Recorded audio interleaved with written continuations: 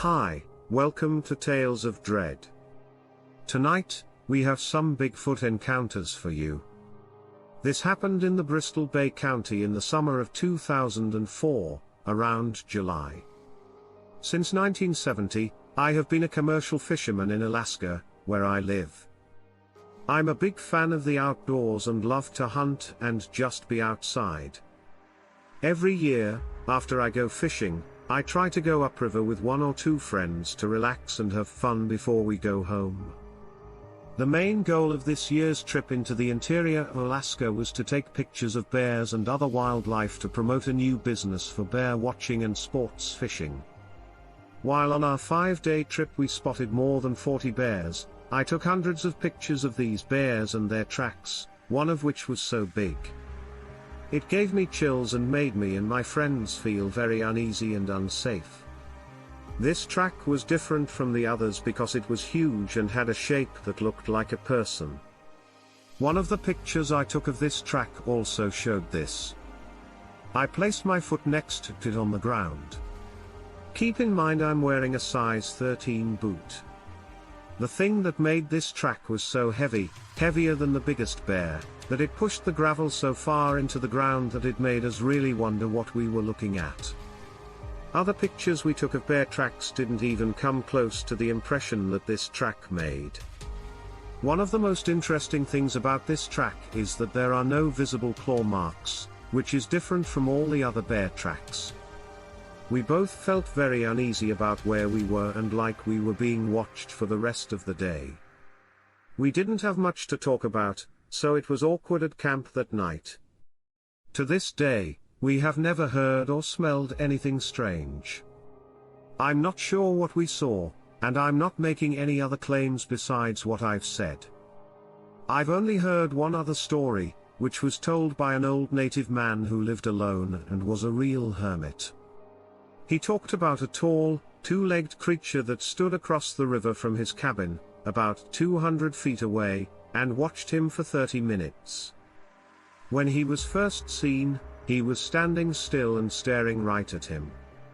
Then the creature, which he called Hairy Man, turned around and walked quickly away. We got to the Kennecott area with the person I was hiking with. We were trying to get to the campsites near the glacier, but it was getting dark and we couldn't see. So, we chose to camp at the first place we could find. We found a small spot right next to the trail. So, we set up camp and hung our gear from a tree along the trail. We also started a fire and are now eating a small meal. I was standing on a trail when I went to the trail to smoke. A few minutes later, I thought I saw a man riding a bike down the trail. I told my partner, but when I went back to look, it was still there. I started to look closer to see if I could see a face or a bike or something. Then I understood that it wasn't a person. It was a big, dark shape with its legs spread out. I thought it was a person on a bike because of this. Its legs were too far apart, and its arms were bent at the sides like someone with their hands on handlebars that were too big for a bear. I called my partner, but when I turned back to look at it again, it had moved very quickly into the woods on 2 legs. We looked again the next day, but there was no sign of anything on the trail. When I tell people this story, they all think I'm crazy. I hope this is useful. What I saw I know. I guess. I'm just hoping somebody believes me. My hunting partner and I were sitting on a ridge and looking for caribou about 1,000 yards away. We could see a large clearing. We were waiting in the clearing for caribou to come out of the brush when we saw a big gray animal walking on its hind legs between 2 big spruce trees on opposite sides of the clearing. We were both avid hunters for a long time and have done a lot of hunting in North America. I have hunted every kind of deer, elk, and bear in North America. I've never seen a creature like the one we saw that day. We watched it for more than 30 minutes as it moved from one tree to the other across the clearing. Caribou eventually moved into the area, and we lost sight of the animal when it went into thick, heavy brush. We had never heard of Bigfoot in Alaska, but we did tell the bush pilot who picked us up after our hunt that we had seen something strange. He told us that we had probably seen the hairy man, an animal that the native people in the area knew well. Yeah, a couple of my friends and I were bored one December, so I suggested that we go for a walk in the woods behind my house. I didn't think much of it because my friend and I had done it many times before. There were 4 of us, and we left around 11 p.m. It was dark, but the moon was shining. We did this in the winter, so it was pretty cold. We walked through an area with trails used by moose, mushers, runners, cross-country skiers, and other people who do things like that. We had walked about 2 miles from my house to a different entrance, which is where most people go. We had talked about things or events that we couldn't explain, like Bigfoot or UFOs. One of our friends had already smoked a cigarette when we got to the bridge where most people come in. Then we saw a light, and decided to keep going. On the way back, we heard a wild dog barking loudly, so we sped up. In the end, it turned into a sprint, where we kept talking about it while we walked. Then I realized that someone or something had been following us, testing us, or even bothering us. It was a long time ago.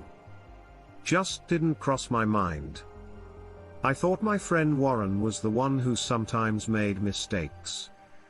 I thought he was making noises like slipping, but something was actually throwing something at us. I knew this was about halfway back when I saw it. I asked Warren if he kept falling, and when he said no, he thought I was trying to trick him. We stopped to listen for a minute. When I told the others that something strange was happening, we stopped and looked around with a flashlight. We heard sounds like steps moving, and branches breaking. When I told the leader I wasn't joking, he thought I was just being silly. When something kept throwing snowballs at us and almost hitting us, he decided to walk behind me with me. Then he realized that this wasn't a joke, and we picked up a light jog for most of the way. When we were almost out of the woods, we heard dogs again, maybe 20 feet away, branches breaking, and something throwing things at us again. When we left, it was between 3 and 3:30 in the morning. I didn't go straight home because I didn't know if it was still coming after us. I knew this wasn't a joke because the snow in the woods was more than 5 feet deep and it would have been very hard for someone to pull a joke like that. This happened in February 2004, near a power line in a clearing east of Anchorage's Potter Marsh. I and 2 of my friends were bored one night, so we decided to go snowmobiling, even though it was against the law to do so in Anchorage and there were good trails to ride on just north of my house. We probably left around 11 o'clock at night, rode up about a quarter mile, and then turned off onto the trails. 10 inches of snow had fallen a few days before, so there were no tracks in the fresh snow. I led the way for about 30 minutes, and then we stopped and talked for a while. We got back on the road and kept speeding along what looked like a game trail that led to a clearing in the woods. My friends were about 50 yards behind me as I rode into the openings. When I got to the top of this little hill, I saw strange tracks leading to a spot in the snow where it looked like something had pushed some snow aside and laid down. I thought it was just a moose or something, but I followed the tracks over the next small hill, and when I came down the other side, my headlight was right on the back of a Bigfoot. It was only 10 to 12 feet in front of me, and it was running the other way. I hit the brakes hard because I was scared to death. It kept running away, jumped over a dead log covered in snow, and then went into a group of trees and disappeared into the dark. I was shocked and scared, so I turned around quickly and rode back to my friends. I met them back at the first mountain, told them we had to leave, and rode back to my house. When I told them about it back near my house, they laughed and said it was probably a bear or someone in the woods, but I was sure it wasn't a bear or anything else. I knew it wasn't a person because of how it ran through the deep snow. For a long time, people made fun of me and said I was crazy, so I don't like to talk about it. Yeah, it was July 2009 in Fairbanks, Alaska, and I was heading south on Auburn Drive toward Farmers Loop, which was about a mile away. It was a wooded area where people lived, so it would be safe to say that it was a populated area. On average, houses are 100 to 200 feet apart, and most of the area is still wooded. Only the area around the homes has been cleared. It was the part of the road where Pearl Creek Elementary School can be seen. Through the trees, you can see the school. Some of the woods in the area are very thick, and you can't see more than 10 or 15 feet into them in some places. But in this area, it looked like it had been cleaned up quite a bit, and it was easy to see into the parts of the sighting. From the road I was on, I could see the school and vegetable garden to the right. It was about 6 p.m., and I was on my way home after a day of building a deck. The sky was clear, and the sun was up high. As I was driving, I saw a man standing about 100 yards ahead on the right side of the road. It was more like a sudden realization. A man standing on the side of the road is not unusual in this area.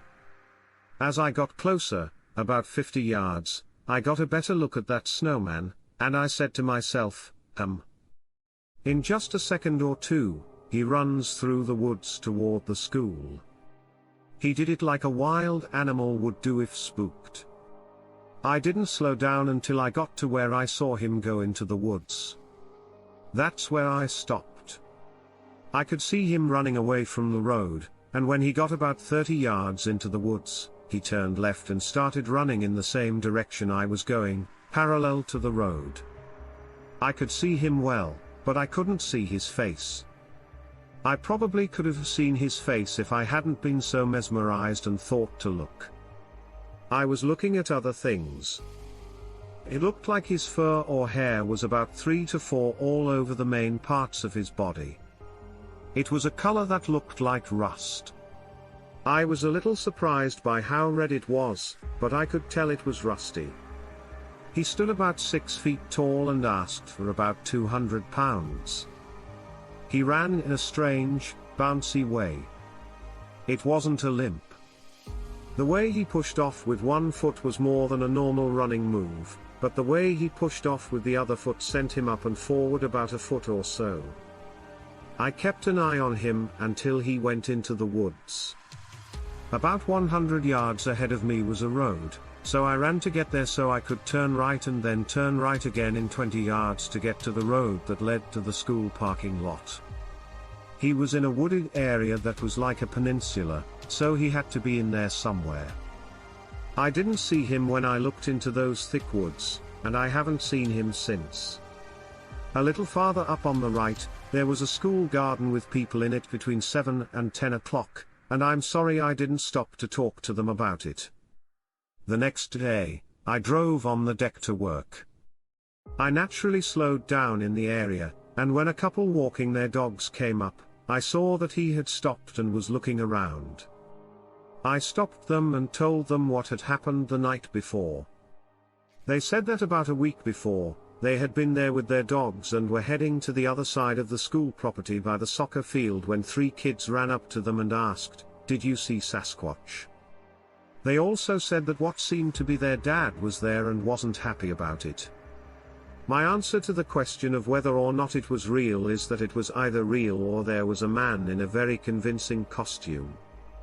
I told the Fish and Game office in Fairbanks about it. A couple of days later, the person taking the report seemed to be writing it down on a piece of scrap paper as he listened to the whole thing. I even had to ask him to write down my phone number in case something happened. I did not see it myself. But a non-commissioned officer I work with, his wife, child, and a hunting buddy were on their way home when, from what I could tell, a large hairy thing that looked like an ape and was about 7 feet tall crossed the road in front of them. None of them know anything about the Bigfoot. Anyway, They say that they went across the road, which is about 35 feet wide and 4 to 5 steps, and disappeared into the brush on the other side, which leads to a river called the China. Both of them have been hunting since they were kids, so they are sure they know a bear when they see one. The bear crossed the road on its back legs, and we all agreed that, yes, a bear can stand up on its back legs and take a few clumsy steps, but it can't cross a 35-foot road. No way. People say that they even went back to look for tracks later. He wasn't sure about it. But he says that the tracks he found didn't look like any tracks he knew. They were turned inward like the feet of a person with pigeon toes. They didn't hear or see anything else, but they were scared and went home. The fact that it happened on a military base made the whole story seem unbelievable to me. I really don't want to involve the guys because they are afraid of being laughed at. In late August 1997, this happened in a side valley of Goldstream Valley, which is a fairly populated area just north of Fairbanks. The main part of Goldstream Valley has a lot of houses and roads. Wildness is still there in the side valleys. I was hunting ruffed grouse in one of these side valleys 1,000 years ago. I'd rather not say which one it is. I had been hunting all afternoon and evening on a south-facing hillside full of aspens. I planned to spend the night on the hill and hunt my way back in the morning. I was setting up camp when I almost got hit by a black bear. I heard him coming from a long way away, and before he got close, I scared him away. The reason I said this will become clear later. I didn't have a tent, so I slept outside under a spruce tree. I woke up in the middle of the night because I heard something walking in a circle around my camp. It was maybe 30 feet away. I've talked about the bear before, and this wasn't a bear I heard in the night. My father was a hunting guide, so I grew up hunting bears. I know what a bear sounds like when it walks, and whatever this thing was, it was walking on 2 legs and making a bit of a shuffling sound between each step. Like it was dragging its feet just a bit. The leaves on the forest floor were as dry as potato chips, and it was breaking a lot of branches. I could clearly hear it and see where it was going. I've spent a lot of time in the Alaskan bush, and I've never been truly afraid of anything I've seen. But on that particular night, I was literally shaking with fear. Whatever it was circled my camp for what seemed like hours, but was probably only 5 or so minutes, until I remembered something I'd read about Indian beliefs about woodsmen. Even though my voice was shaking, I started talking to it and told it I didn't want any trouble that night. The thing stopped, dead in its tracks, and a few seconds later I heard it trotting downhill away from me. Talking to such a creature may sound silly, but all I know is that it worked. I've kicked myself many times since, but I didn't bother to look for tracks, hair, etc., the next morning. I just got up and went back to hunting. I didn't have any more problems with the woodsman. As a last note, I do remember hearing a kind of low muttering sound as it went about its business. Also, after reading more about Bigfoot sightings, I've noticed that many people said the animal smelled very bad. But I didn't smell anything, whether it was bad or not. Most of the Alaskan natives had stories about the woodsman, the bushman, or even the hairy man. I've never heard of anyone else I know actually meeting a woodsman in Alaska. I was there with a group of about a dozen army people for training.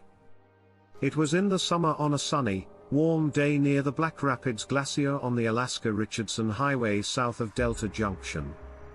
We had been camping there for a few days near the tree line. When I saw movement, I was looking across the nearest valley. It was at the base of a steep mountainside with bare rocks and snowfields coming down the small gullies on the mountainside. It was moving up the valley about a half-mile away, and you could see clearly through the snow that it wasn't a bear. It stood up straight, took long steps, and moved quickly across the white snow. It was the color of a bear, which is dark. I have seen bears many times since in the same type of terrain, and they do not move like this did. It was too big and too fast to be a person. Bears can and do walk upright, but usually only for short distances when they need to see or smell something and need to stand up. They don't travel in this manner and not in this difficult of terrain. I told the other guys about it, and we watched it until it was out of the snow and no longer visible. Against the rocks, it was hard to see. We wanted to see the tracks, but no one was brave enough to go down there. We had to sleep there that night, and the next day, no one was allowed to go outside after dark. We left, and we never came back. After 20 years. Even with a group and guns, I still wouldn't go up there. Only when I read about Bigfoot have I seen anything that looked like this. I told a friend about this, and he said that he had seen tracks in the sand near King Salmon, Alaska. He said that they were more than 2 feet long and looked like people. He has spent a lot of time outside in this area, and he says they were not at all bear tracks. This also happened in a remote area where you never see anyone but planes. This is something I wouldn't believe unless I saw it for myself. Just stepped up about 30 feet in front of me, stared at me and kind of grunted and walked into the woods real quiet. I did have a rifle and a handgun on me because I was out hunting, but for some reason I did not feel threatened. Even though I turned around and walked back to my car, looking over my shoulder often, I did hear some cracking branches and a few low to high tones coming from the direction that the really tall, dark brown, shaggy thing went down, which made me want to walk a little faster. That was some of those sounds that were answered from the other side of the road. Aside from that, no other sightings or sounds of the creature were reported during the year. I should also say that this happened in 1964, and I haven't been able to forget about it. It happened about 35 miles south of Fairbanks on a small dirt road. This dirt road went straight south from the Richardson Highway. Turning left off the highway, this road led about 2 miles to an old camp near a small pond. This is just what a local said he saw, a hairy person about 6 to 7 feet tall, with all hair, walking casually across a dirt road near Skylac Lake. This was specifically Skylac Lake Road by Skylac Lake Road in Kenai Peninsula off the main highway. Back in the woods. This thing stopped on the road, looked at him, and seemed shocked. Then it took off into the woods, swiftly. He said it was very agile and quick. About 300 yards separated him from it. There hadn't been any snow yet. He said that they looked at each other for a while, and then he loaded his single-shot shotgun because he didn't know if it was friendly or not. He was going to run and tell the police, but he didn't say anything because he didn't think anything or anyone would believe him. When he told the story, he was very serious. I know the man, and he is a very strong Christian. That was probably in late October or early November. This spot is close to Sterling, Alaska. There are a lot of spruce trees in the area. I've been there, and it's far from the main road and full of forests, lakes, and mountains. This sighting happened in the fall of 1992, when my friend and I were driving from Anchorage to Fairbanks. Her truck, a 1980 Dodge D50, was in my car. We were almost to the tourist area of Denali Park, and it was late at night. It was not yet winter. Just before I turned, my lights hit something that was sitting on the yellow line in the middle of the road. The truck's lights were so badly out of alignment that they were pointing right at the thing. It was sitting in the middle of the road with its legs pulled up to its chest and its arms folded over its knees. Its head was between its arms, and it was looking down at the ground. It had long hair like a person's. At first, I thought it was an orangutan, but then I thought, What would an orangutan be doing in the middle of nowhere? In Alaska? I've lived here almost my whole life, and I've never seen anything like this animal. I thought to myself that the only way that could have been an orangutan is if there was a circus out here, but I knew that wasn't possible in such a remote area. I was driving right next to it and at the same level as it. I could have easily touched it if I had been moving more slowly. I was scared and thought I must be seeing things or was just tired. Even though my friends saw it, we didn't say anything until we stopped for gas in the town of Healy, just past Denali. "Did you see that?" she asked. I said, "I thought I was going crazy because this scared us so much."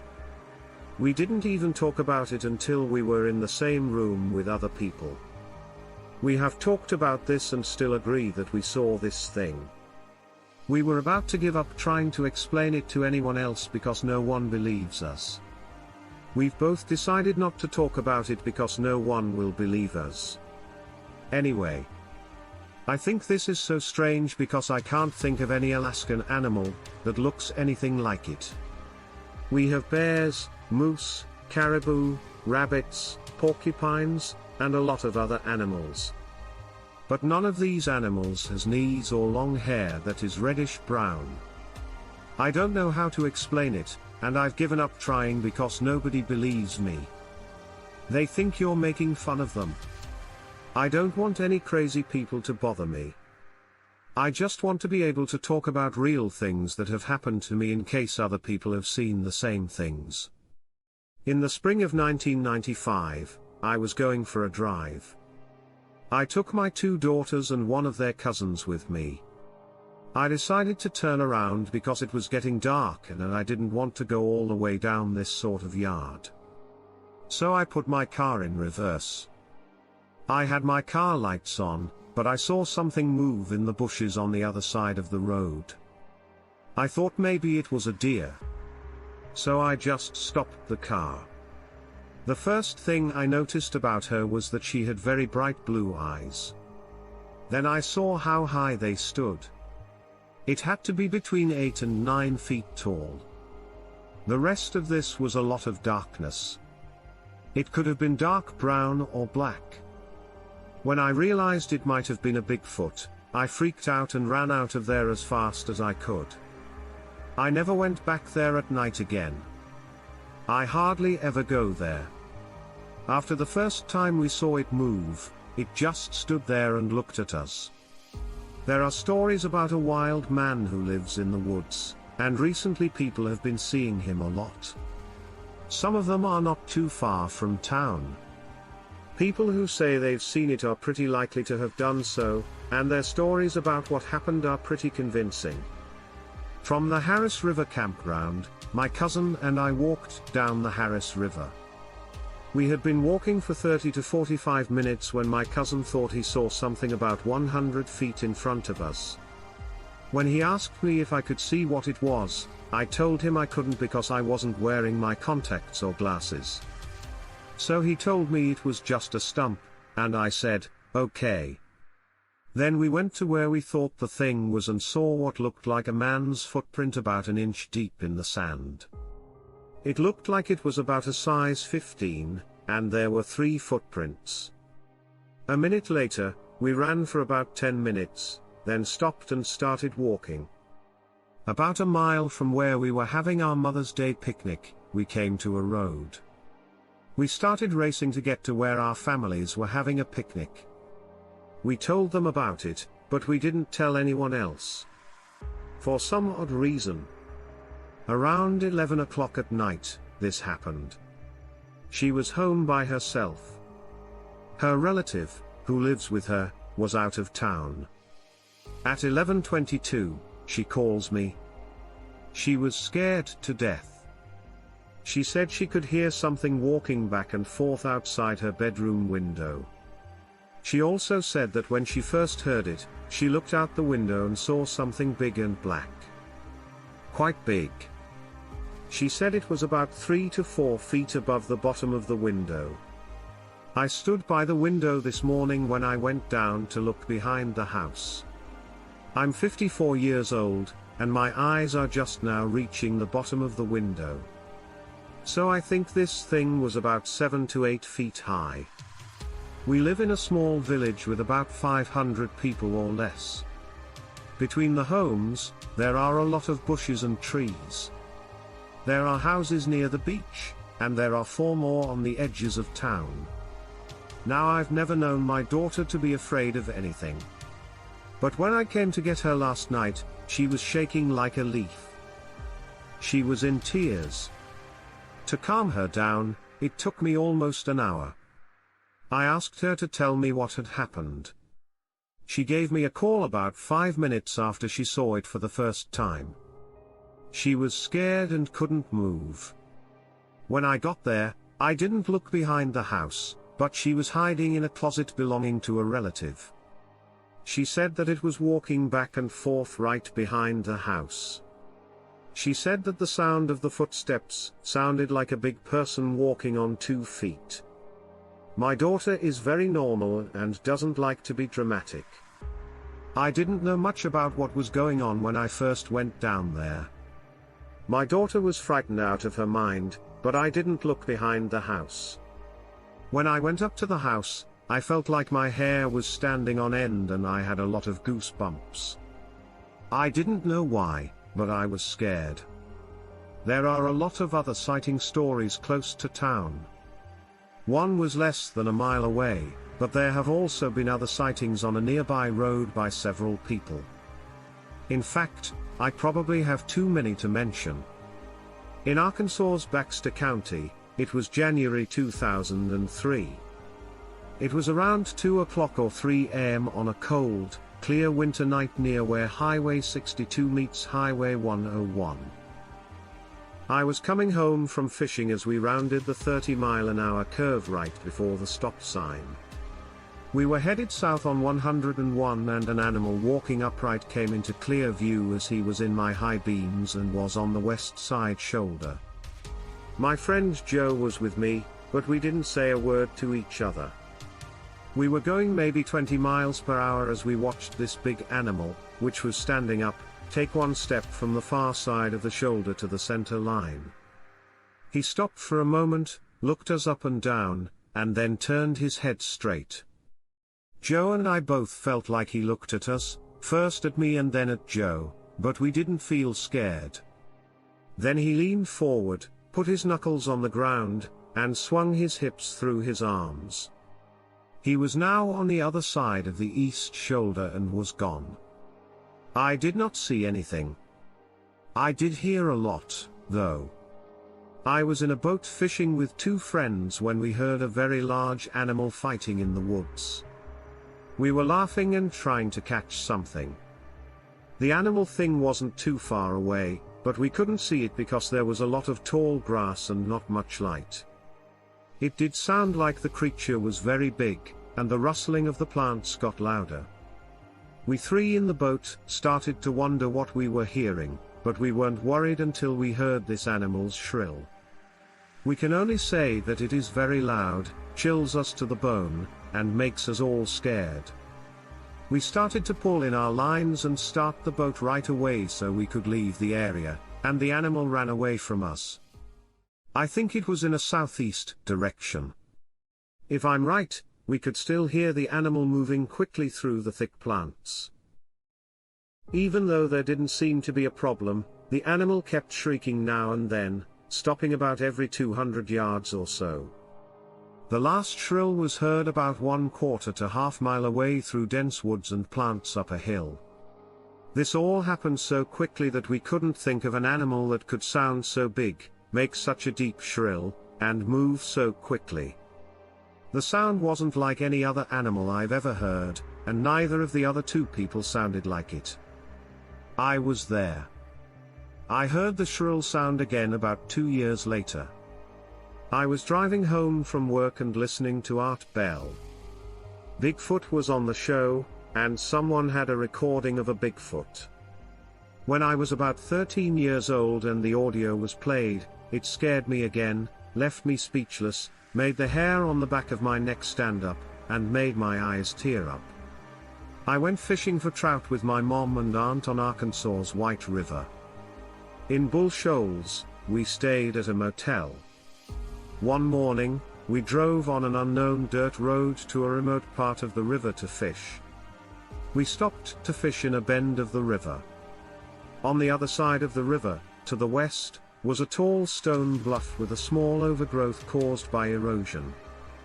On the other side, to the east, was flatter land with thin scrub trees standing 12 to 20 feet from the water.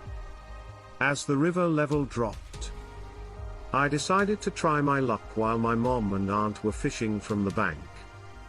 A little farther up the river, about 300 yards away, and just out of sight from my mother. I was fishing along the bank when I heard noises coming from the trees and bushes behind me. I looked in the direction of the noise and saw that the tops of these thin trees were moving as if someone were walking through them and pushing them to the side, but I couldn't see what was actually moving the trees because there was so much vegetation. I stood and watched this for a couple of minutes. I started to hear sounds like grunting that were very deep and solid. These sounds were similar to grunts but not the same. What a bull would do. At this point, the movement of the trees started to look like something was shaking them instead of moving through them. It seemed like whatever was making the noises wasn't more than 10 feet into the brush. But I couldn't figure out what was making me nervous.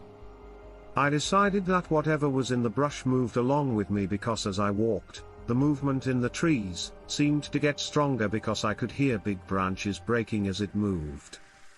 As soon as I got within about 50 yards of my mom, everything stopped. I told my mom that something was following me in the bushes, but she just shrugged it off. We decided to leave quickly because we weren't getting any fish. I was about 10 feet down in the woods around a deep ravine. I wasn't too far from the house, but I was right next to a patch of woods that went back into the national forest to the south. The first thing I noticed was that there were leaves on the ground in the narrow patch of woods that went on to the north. There was the sound of something walking slowly through leaves. I could tell. I started looking around carefully to try to figure out what was making those sounds. I was a lot braver back then than when I was near the bottom of the ravine on the other side.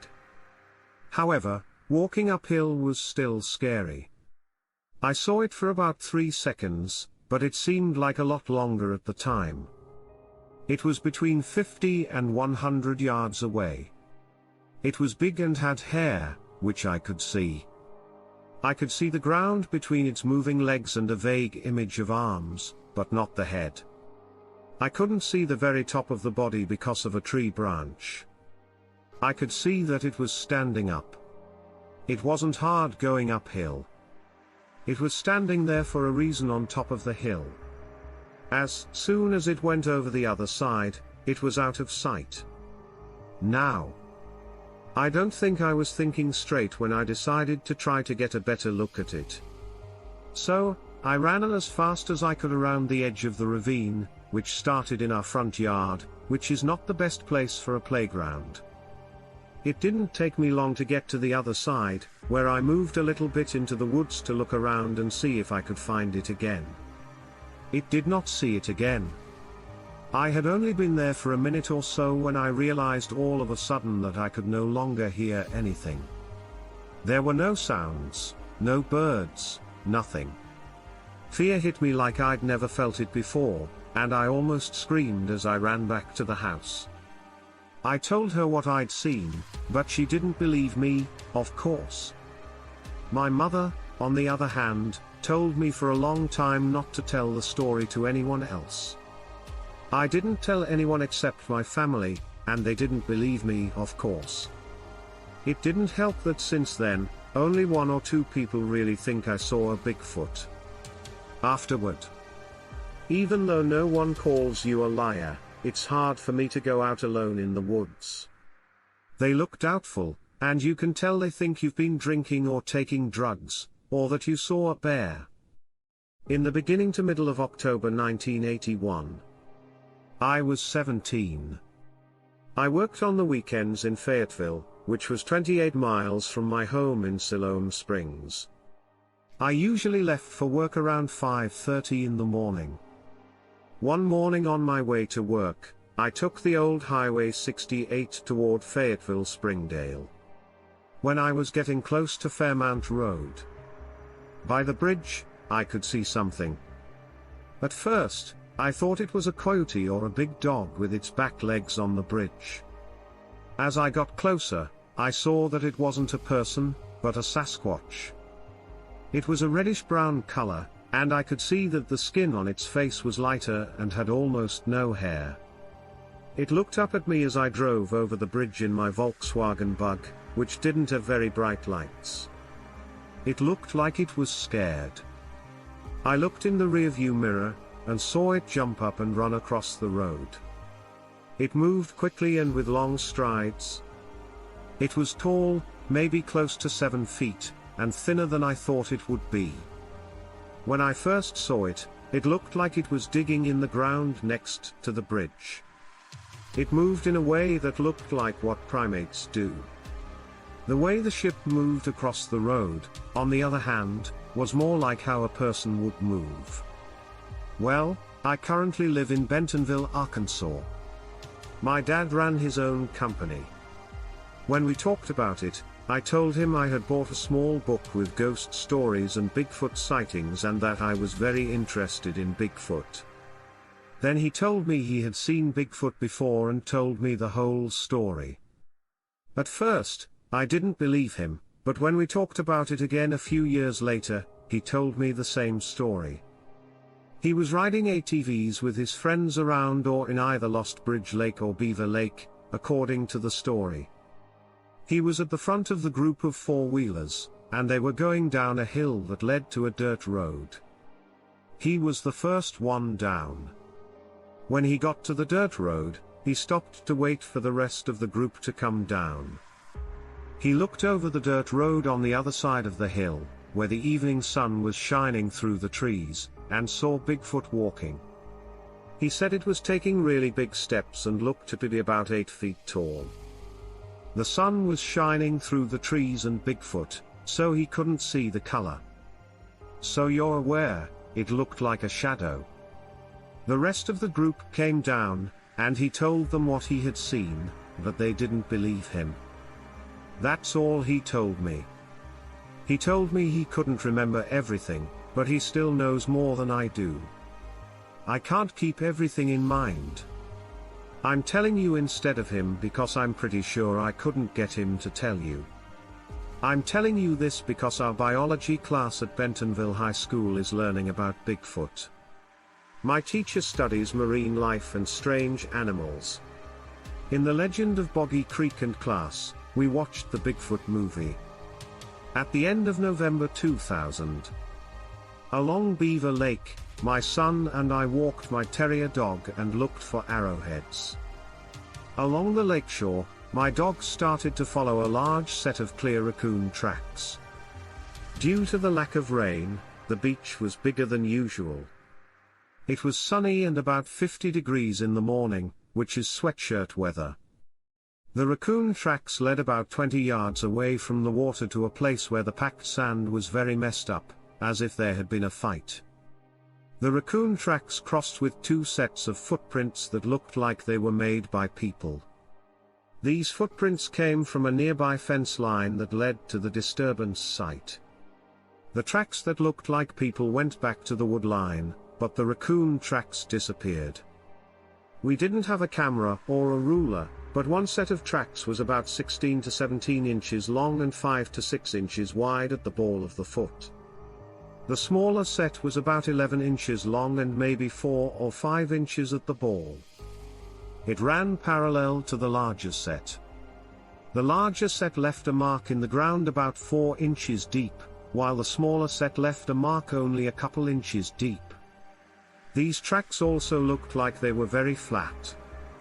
My son is 180 pounds and weighs 100 pounds. We didn't leave much of a mark in the soil.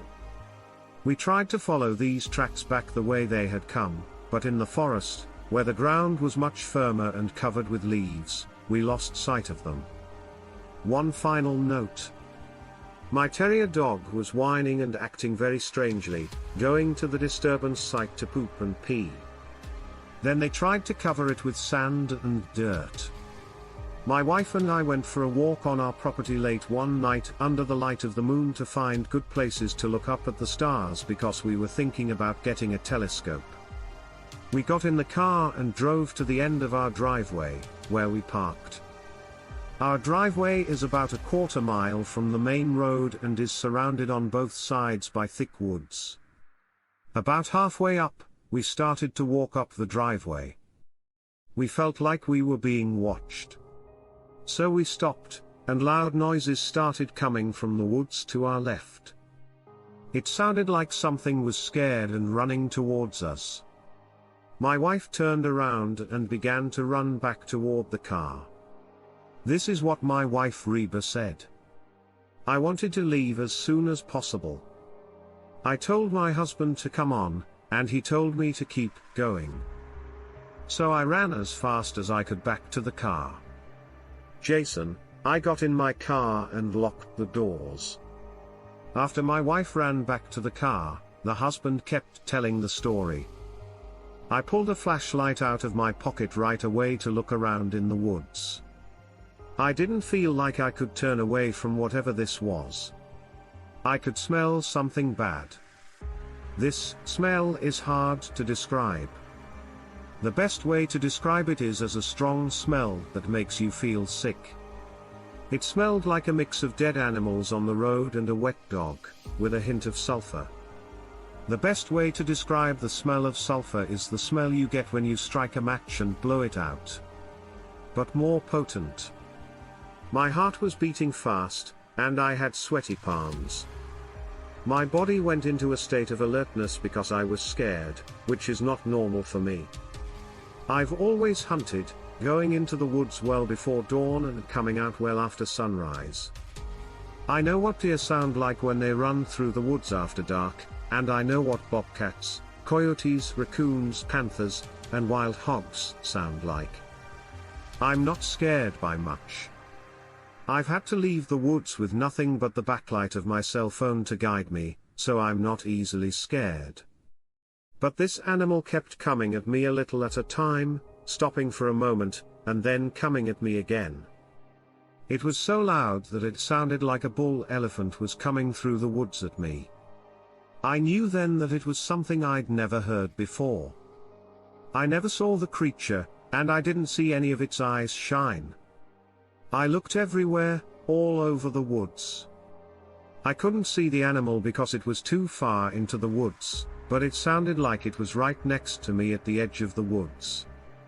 At this point, I went slowly up the hill in reverse. I never turned around and never showed my back. I always kept the flashlight on and scanned the woods, not knowing what to expect. I worked up the courage to say, "That's enough. Just stay back," said in a loud, serious tone. I don't think the thing I just said made any sense to it, but I was hoping that the way I said it would make it stop coming toward me. Then, after I yelled, things started to calm down, and I think it knew we were leaving the area. After feeling like I was being watched and pushed out of the area, I finally got to the top of the hill, and decided it was safe to turn around. The rest of the way to the car, I ran. The doors were locked by my wife, so I flashed my light and knocked on the window. She opened the door right away, and I got in.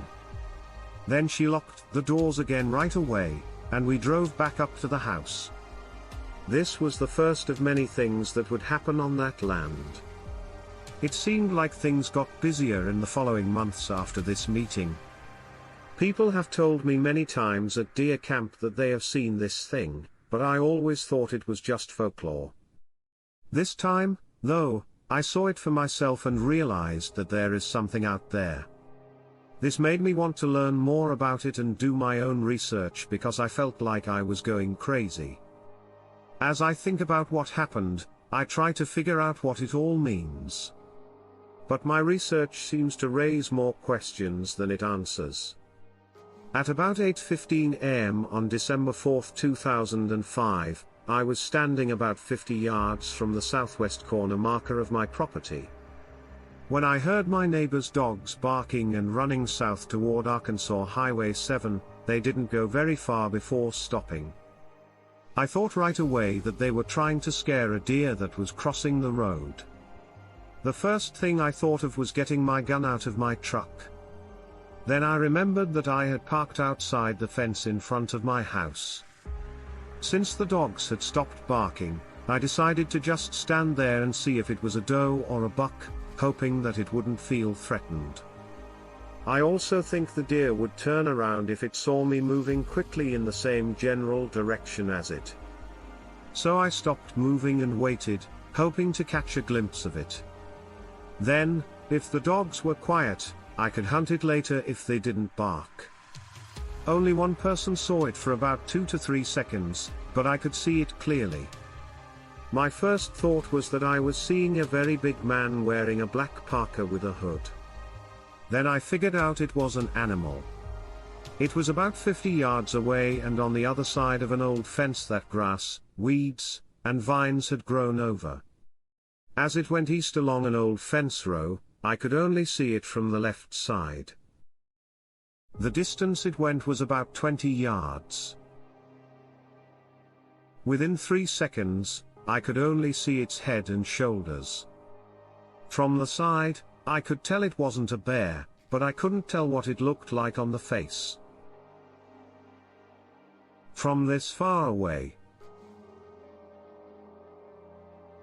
it was similar to an ape in some ways, but it stood more like a man. I can best describe the size by saying that it's about the same size as a very big man. I know someone who is about 6 feet 9 inches tall and weighs 280 pounds. This creature was at least that tall, and maybe even a bit taller, but it had a similar build. I did not get a long view of it. Even if I had a camera in my hand, I probably would not have had time to take a picture. It was moving quickly, but not as fast as lightning. It moved in a way that looked like a trot or even a jog. The body moved quickly, but it didn't move up and down. From what I could tell, it had a black coat of hair that was not too thin or too thick.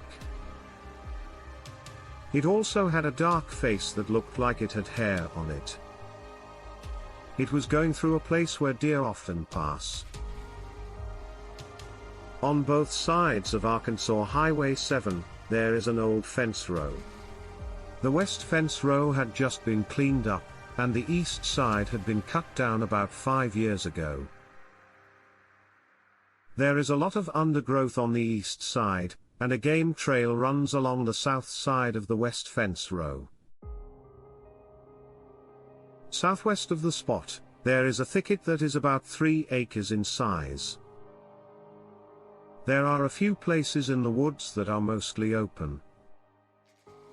There, this thick stuff is mostly easy to walk through in most places. You can't get through the thicket without clippers or a machete. I didn't see where the animal crossed Arkansas Highway 7, but it probably came from a place about 40 yards from the west side of the highway right away. I think this animal waited until no cars were coming before crossing the street. I did not get the impression that it was running from something. I have mentally replayed the entire scenario many times, and I have stood and looked at the same area where the creature was seen. I looked for tracks after the incident, but the ground was too brushy for obvious tracks. I've stood in the spot where I observed the creature from. I've watched his vehicles travel north along Arkansas Highway 7 and considered every other possible scenario. It wasn't any kind of illusion. I was there and I saw it, Wednesday, October 12, 2005. Our neighbor's dog were very active and barking all night. The next morning about 5:30 a.m. my own dog was barking in the backyard. I opened the door to calm her down and I heard something in the back of our property near the fruit trees. It was very heavy sounding, and I could hear branches breaking as it departed. The next morning, around 8:30, my husband went to his truck in the backyard and heard something behind our shop. Take off running. He thought it was a hunter, and ran to the back to listen. He thought it sounded like it was on 2 foot, he said. It stomped very heavily as it was running through the woods, and he could hear snorting. Sunday, October 16th. I went walking around the neighborhood road and discovered several sets of large and small bare footprints on the gray slate road in front of our house. At first I thought it was a child's footprint until I looked closer. There were 2 sets, the largest measured 13.5 by 7 inches, and the small print measured 9 by 4 inches. I took pictures of all the prints and measured each one. They consistently measured the same size. The large print is about 3 inches wider than my husband's foot, and he's a rather big man. Several friends and myself had gone together to purchase 120 acres of cut-over forest land that was totally surrounded by several 1,000 acres of timber company land. This land was at the end of a small valley, and at the far end of a dead-end road. On my portion of the land was a small rise in the northern half of the valley, and I was working on building a shack to be used for hunting and camping. One night about 8 p.m. while working inside by lantern light, I decided to step outside on the deck for a cigarette. As soon as I lit my lighter, a roaring, crackling scream commenced from the slope of the ridge to the south, about 300 yards away, but in direct line of sight. I was too startled to do anything but stay rooted to the spot and feel the hair stand up on the back of my neck.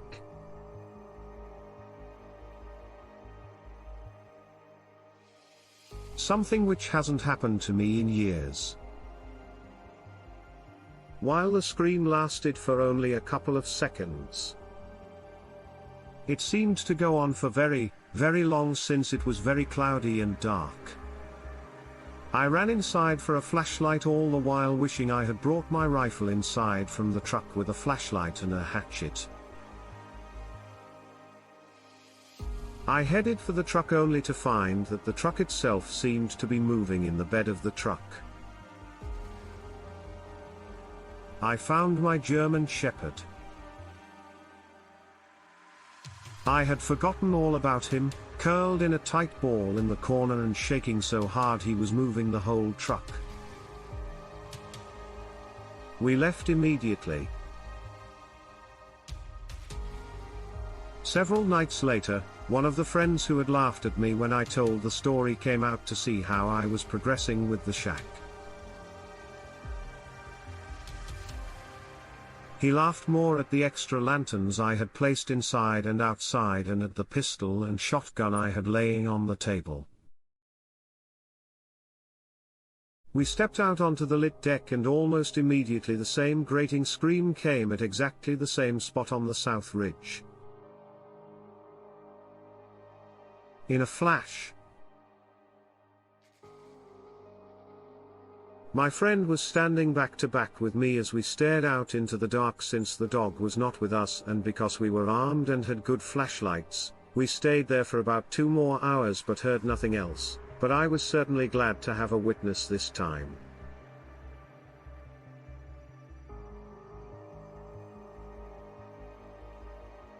Several weeks later, my friend and I ran into one of the other property owners and were relating the story to him. When I noticed him becoming a bit pale, he finally told us that he had been burning piles of dead fall on his part of the property that butts into the south ridge and was walking back and forth to the stream to get water to put out several of the fires when he heard something walking around him in the woods. It was too dark to see, but he at first assumed it was a deer or maybe a bear.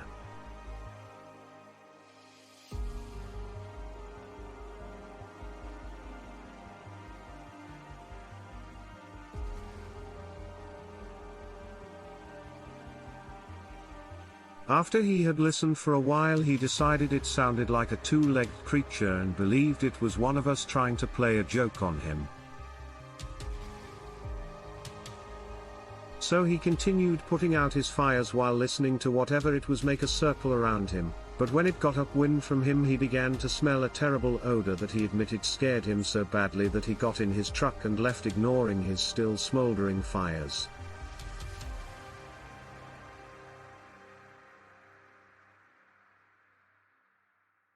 I cannot say what it was that we heard or what the other man had smelt, but I have heard several kinds of big cats, bears, howler monkeys, and other large animals in my years hunting in the army, and I have never heard anything that sounded remotely like what was heard those 2 nights.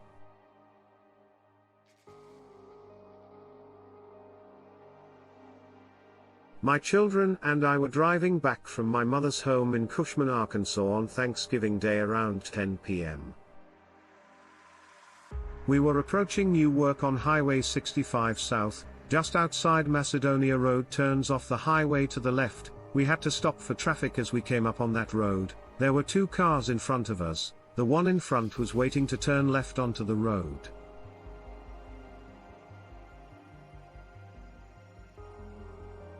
There were 3 cars and oncoming traffic and 1 car on the road waiting to turn left onto Highway 65 toward Newark. As our truck slowed due to the stopped traffic ahead of us, I saw something very dark in a crouched position behind the car, directly in front of us. As the vehicle started to move, the figure stood and stepped all in one motion off the side of the highway. It was on 2 legs and taller than the cab of our full-size pickup. And the crouched position. It was taller than the hood of my truck. You could see the profile of a head, shoulders, back, buttocks, legs, and arms swinging wide. I was speechless. My daughter, 11 at the time, also saw the figure and said, "Did you see that?" as she locked her door. I was a major skeptic until this. It really left me scratching my head. I had heard stories of sightings around here, but I never believed any of them until now. It was about July 5, 2015. It was late, about 3:30 a.m. I had fallen asleep on my cousin's sofa about 10 p.m. after a long day at our family reunion. All of a sudden the dogs started going crazy. It woke me up, so I kind of laid there thinking to myself, I wish they would shut up. Then all of a sudden I heard one of the dogs yell out like it was hurt. Then I heard the sound of something coming up on the front porch, so I sat up to look out the front window. It just so happens that we left the porch light on, and what I saw was unforgettable and unbelievable. It was squatting down right in front of me. I guess it was too big to stand straight up on the porch. I don't know why it was there, but we had left the empty beer and soda cans and leftover food scraps and a couple of trash bags to be thrown out the next day. But to make a long story short, I was no more than 8 to 10 feet away from it. I looked at it for what seemed like an hour, but I never actually saw its face because its back was to me the whole time, and I never leave my .45 caliber. But for some reason I did not have it with me this time. If I had, you would have had a corpse to show the world. But this thing has become aggressive in this area of Alabama where my family lives. July 8th, it kills my cousin's bulldog in May. It chases another family member in June. It looks into a family member's window in broad open daytime. So I'm trying to get some of the guys together and try and kill it because no one will do anything to research and capture this thing. We know where it lives and how it travels.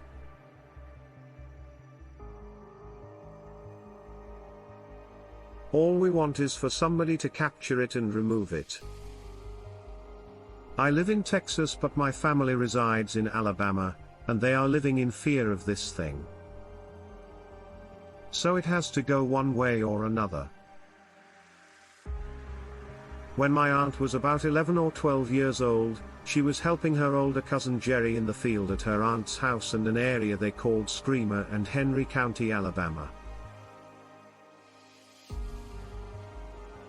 It was a hot day, and after some time Jerry grew very thirsty and asked my aunt to walk up the road to the house and get him a glass of water. My aunt then walked through the field back toward the dirt road leading to her aunt's house. Upon reaching the dirt road, she saw two creatures standing on the other side of the road. She stopped and began slowly backing up and then stopped again. She stood there looking at them and they looking at her for about a minute or so, long enough for her to get a good look at them. They were only around 10 feet away from her at that point, she on one side of the dirt road and they on the other. She described them as standing next to each other. One was in her estimation around 5 foot tall and the other was slightly shorter, around 4 foot tall. She said that she got the impression they were young. She said that they were really hairy and completely covered in dark brownish black hair, that they looked sort of like gorillas but with human-looking faces with hair on them.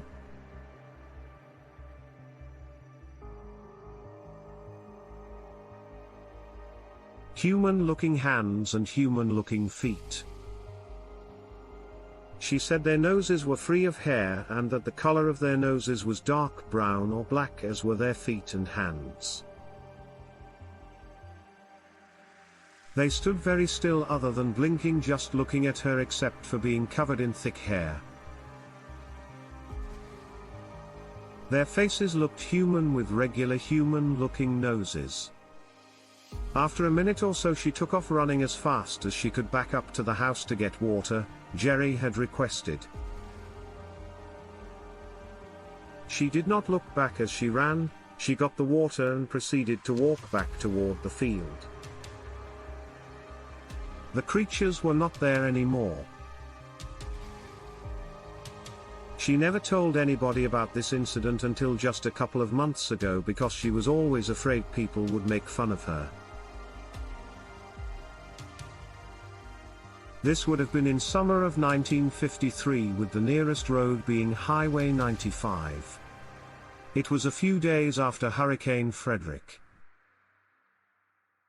I was 11 years old at the time. We lived in a trailer on Hurricane Road and my grandparents owned the Hurricane Landing and Fish Camp, what is now Perkins Landing. We were left without power after the hurricane. So our food was all put on ice.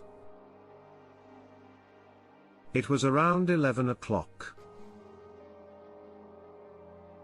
And my dad told me to get some ice from my grandparents' store. I got a flashlight and started to walk. Our house was less than a quarter of a mile from the store, and I walked that route every day, so I was used to it. So I'm walking down the left side of the road, and I can hear the dogs barking and really getting mad. They belonged to an older man who lived down the road on the right in a small white house. He put them in a pin on the back of his house. So when I got to the front of the house, I shined my light across the street and around the house. Suddenly, I see something very big running on two legs from behind the house. I used my flashlight to follow it as it ran toward the woods. It stopped, turned around, and looked at me. In the dark, its eyes were glowing red, and all of a sudden, it ran right at me. It went so quickly. I mean, it moved maybe 30 or 40 yards in a flash, and then it stopped right at the edge of the road. I was scared and froze up. I couldn't scream or run, and it seemed like we just stood there for a long time. But it probably only lasted a second or two. Then, all of a sudden, it let out a high-pitched growl. I screamed, and it turned around and ran, while I ran all the way home. I was so upset when I got home that I could hardly talk or breathe. When my parents finally got me to calm down, I told them what happened, but they didn't believe me. My dad and uncle went down there the next day to look for tracks, but they didn't find any. My uncle said I probably saw a bear, but I know a bear can't run on two legs. What I saw was a very big creature. I'd say it was at least 7 feet tall, with very broad shoulders, dark brown to black hair, a mouth with big square teeth that stood out from the rest of the face, and eyes that were sunken in like those of a veteran.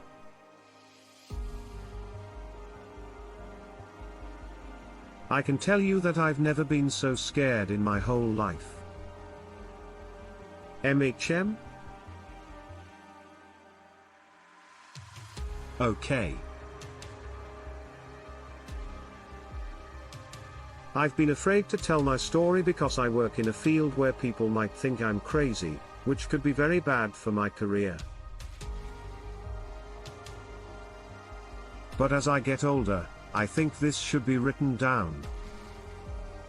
The event happened in the winter of 1980 in Barber County, Alabama, just a few miles east of Clayton. I was going to a relative's house with my aunt, grandmother, and 4 younger cousins. It was dark and probably 9 o'clock at night. I can remember as much as I can. But for some reason, my aunt had to go back the way she came, so she pulled off the road near a small clearing. I was in the front seat of the car with my grandmother and my aunt, who was driving. As we got off the road, the headlights caught a person in the middle of a step. Then it stopped moving right away and froze. About 30 yards separated it from the car. Almost there. I could see the whole side of this thing, and its body was turned just enough to look at us. The most scary thing I can remember about this thing is how its big eyes were staring at us. The best word I can use to describe the thing's face is stunned. All over the face, except around the eyes, was hair. On the arms and legs, the hair was dark and looked long and wavy. It was very tall and huge, but at the same time, it looked skinny. I would say it was easily over 7 foot tall, if not more, when it froze in the headlights. The creature had one arm slightly stretched out behind it, and it stayed that way. At this point, my grandmother was crying and begging my aunt to drive away. 2 of my younger cousins were crying in the back seat, huddled together on the floorboard. I was scared, but I can't turn away. My aunt kept telling my grandmother that he couldn't get in this car, so she stopped the car and we watched this still creature for about 2 to 3 minutes. It was almost completely motionless. It was as if the thing could not be seen unless it moved. I have no idea how it stayed so still. As I type this, the hairs on the back of my neck stand up. It really scared me. He just kept looking at us with his eyes wide open. I'll never forget that look he gave us. My aunt finally turned the lights on and off very quickly. As soon as she did this, the thing jumped into the woods and disappeared. He was less than a second away from the woods, which were about 10 yards away. I can't believe how quickly this big animal could move. I was scared by the event itself. Since this happened, I haven't been able to go into the woods alone or enjoy camping. I tried to hunt deer, but I didn't like it, so I gave up. When I'm alone in a tree stand, I can't help but think about this creature, which makes me nervous. I can't picture coming across this thing by myself in the middle of nowhere. I know these things are real. I have no doubt about it. I was right there and saw it. We never saw the creature again. My grandmother says that she and my late grandfather saw a strange creature near their home in the early 1950s. This house is about 4 miles from where I first saw him in the 1980s. She and my grandfather went out on the front porch late one night, and saw something standing at the edge of the woods near the house. In the shadows, they could only see its chest and arms. She said it was tall and had hair. My grandfather yelled at the creature and it ran back into the woods towards a stream and made a great deal of noise thrashing throughout the trees and brush. She said that the next day, they did find some strange footprints with 3 toes, but they never saw the animal again. After what happened, I was driving a VW bus, which gave me a good view of what was going on around me. As I turned the first corner of the exit, I saw what I thought was a big white dog running on all 4s toward the road on an embankment. We both got to the same spot at the same time, and I thought I was going to hit the dog because it didn't seem to notice my car until it was only a few feet away on the side of the road. I don't remember slowing down much, but I wasn't going very fast to begin with because the curve was pretty tight. When the creature got to the road and I saw it, it stood up on its back legs. It was covered with long white hair, maybe 8 inches long. It wasn't thick, but more stringy and dirty looking, and it had a round head, not a dog. I didn't see the creature in my mirrors because it was dark, and it scared me. I didn't see much of its face, but I did notice that it had a big mouth or lips that stood out. The head wasn't very big, and the body wasn't very thick. When it stood up, it was likely as tall as the VW. It was well over 6 feet tall. Around 3 a.m. on November 9, 2008, a strange knocking was heard. My husband was camping with the Boy Scouts on the side of a ridge southeast of Henderson Peak, about 200 yards from State Road 281. This is right on the border of Keaha State Park. It was about 14 degrees outside, and the wind was sometimes howling. About 100 yards north of the campsite, there were 3 sets of 2 knocks that sounded like one piece of firewood hitting another. It was very loud in the knocks. Even though the noises were rhythmic, they were far enough apart that the wind died down between them. These were not small branches hitting each other, and the wind made it hard for him to tell if there was any response. There were no campers north of them, and the only other campers on the mountain that were encountered was another Boy Scout troop camping about 4 miles away directly on Lake Shinobi. My husband is a big believer in Bigfoot. When he woke up, he thought it sounded like other knocking sounds. However, because it was raining and he didn't want to scare the younger kids in the camp, he didn't have a chance to find out more. He didn't mention the sounds the next morning, but another adult did, and with careful roundabout questioning, all other explanations for the sounds were ruled out, such as trees, falling wind. I am typing this since he was not sure of the cause of the sound and was reluctant to report something that may not have been genuine. There have been other reports of activity in the Talladega area, and we know of one more in Perry County that hasn't been reported. This particular sighting happened in July of 2007 and was about a 1-hour drive shorter as the crow flies from this incident. My husband also observed suspicious activity as a youth 12 to 14 while hiking with his uncle somewhere in the vicinity of the Vincent County, in the form of a huge noise about 40 yards from them, as they stood in a creek and upon climbing out, observed twisted branches about 2 inches thick and uprooted bushes, which was taken as the huge sound they heard. He was not interested, nor had knowledge of Bigfoot at the time. Even though it happened right away, it affected them so much that they left the area about 7 years ago. My wife and I were at a lake in the middle of the Talladega National Forest in Alabama. The lake was Sweetwater Lake. We were fishing in a small boat at the end of a slough early in the morning. We were the only ones at the lake. I think it was a Wednesday, and we were the only ones there. We heard something scream. It started as a low-pitched howl and turned into a long, high-pitched scream that was so loud it could be heard all the way through the mountains. It made the hair on the back of our necks stand on end. But that's not everything that happened a year before that.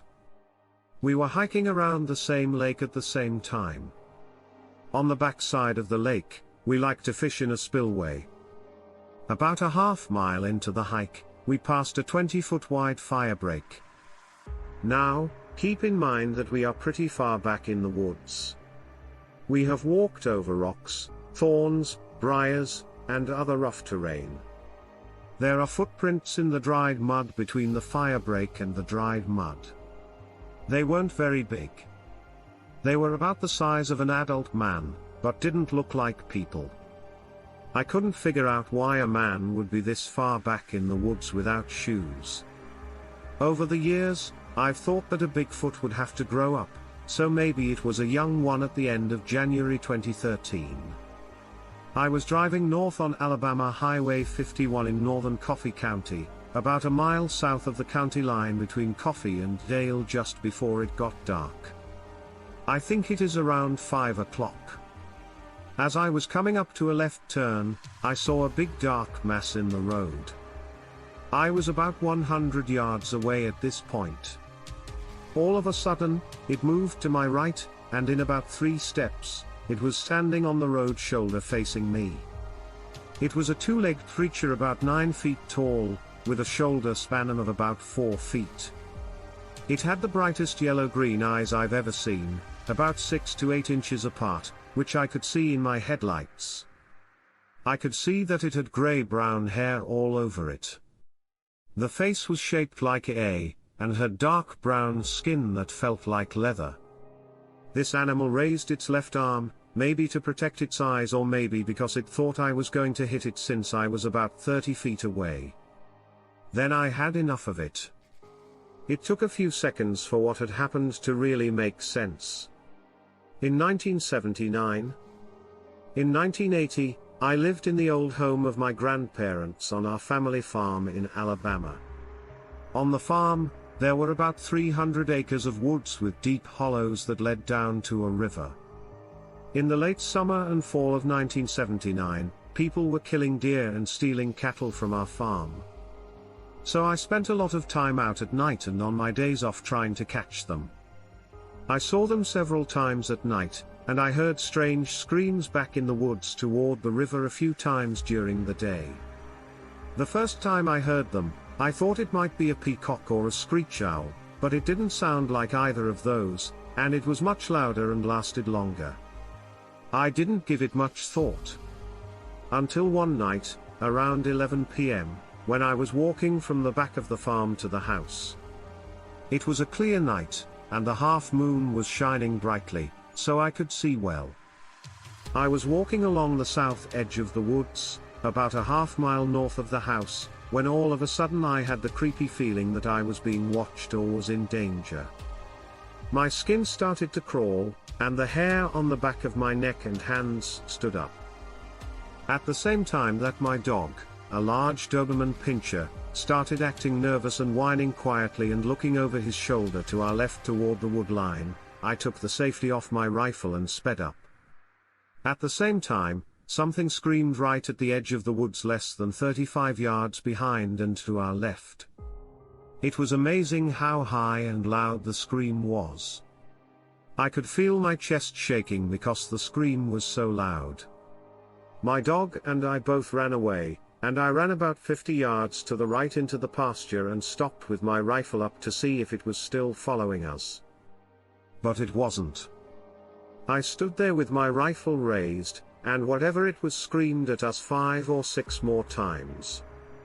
I could also hear movement in the dry leaves where the sound was coming from. It sounded like a large person pacing back and forth. I could also see the tops of some saplings and small trees move and sway as it bumped into them or pushed and pulled on them. I had heard screams before, but these ones were louder and lasted longer. I also know for sure that they were not bobcat screams. I noticed that our cattle were running away toward the southwest. The woods got quiet, but I knew it was standing there still watching me, but I never saw anything. I moved away about 100 yards and then started to run back to the house. About every 50 yards or so, I stopped and turned around with my rifle raised to make sure it wasn't following me. A few nights go by. I stayed up until 1:45 a.m. and preparing for bed. When I got out of the bathroom and went to my room, my dog was standing there looking out the front door. He was completely stiff, with hair standing up on his back and neck, and he was making a low, threatening growl. I've only ever seen him do that once, and he was very serious about it. I saw a shadow move across the corner of my front bedroom window and move toward the west side of the house. The moon was shining right on the west wall of the house. My dog turned to the west and kept growling louder and louder. Then I saw a big shadow that looked like a person move across both west-facing windows. The dog kept turning, growling, and following the shadow.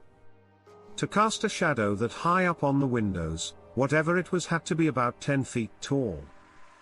I was scared out of my mind. I finally grabbed my riot shotgun, and put a round of buckshot in the chamber. At this time, my dog was looking out the north window of the spare bedroom and growling, but not as loudly.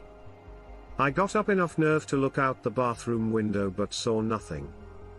My yard was surrounded by a hog wire fence that was 3 feet high and had 2 strands of barbed wire on top and steel gates that were locked. So whatever it was climbed over the fence to get into and out of my yard. If you tried to open or climb the gates, they made a lot of noise. So it couldn't come or go through the gates. In the weeks that followed, I found several dead deer while walking through the woods near the river in 2 different places.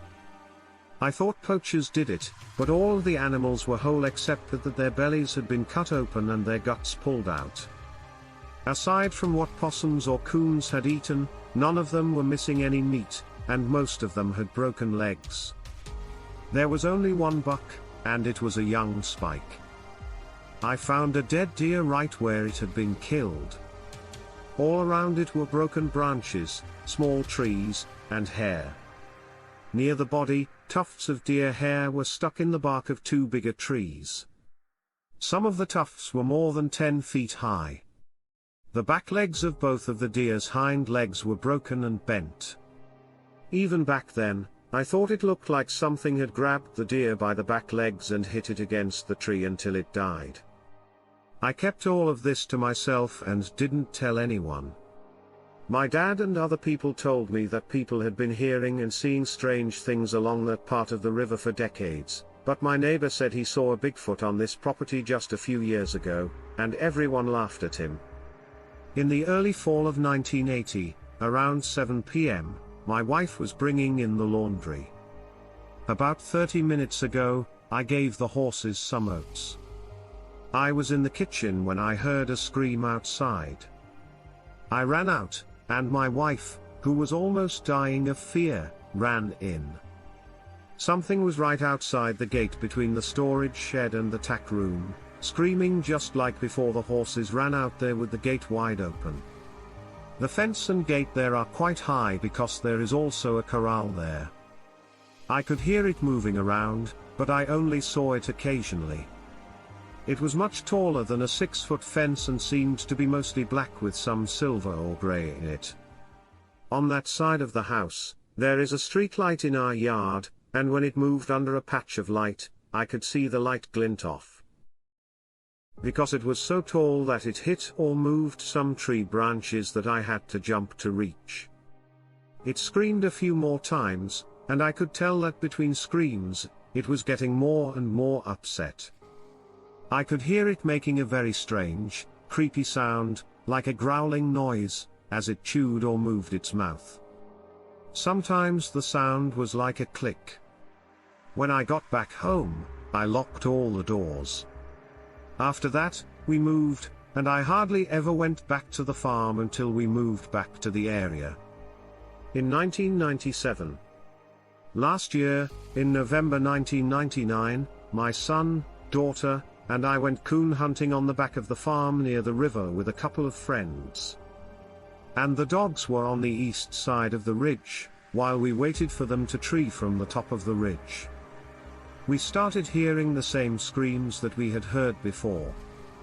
We were 600 yards to the west, in one of the places where I had previously found a dead deer.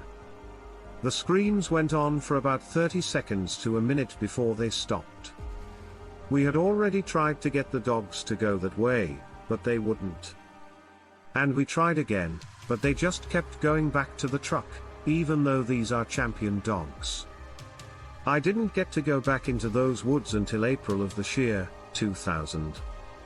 There, where I had found several dead deer 20 years before, I found new deer bones. Well, me and my cousin were deep in the woods, hunting deer near our little campsite, when we heard some very loud popping sounds about 35 yards away. We stopped and tried to figure out what they were, but we couldn't. We started walking. We could smell something when it was getting late, and almost dark. It smelled really bad. A lot worse than dead. My cousin heard heavy footsteps. When we turned around to look back down the logging road, we saw something come out of the trees. It was about 40 to 45 yards away. It walked on 2 legs and had dark brown hair. It was about 9 to 10 feet tall. We were all so scared that we couldn't move either, so the thing just stood there. I couldn't have even tried to shoot it. But we just stared at each other for 3 or 4 minutes. When it took a step into the woods, we ran. It was the first time we had ever seen anything like that. I told some people, but they laughed and asked how much I had been drinking. I don't drink, so when I saw this sight, I decided to get this off my chest. I've been keeping this for a long time, and I haven't been deer hunting that far into the woods since then. This happened near Baker Lane and Highway 72.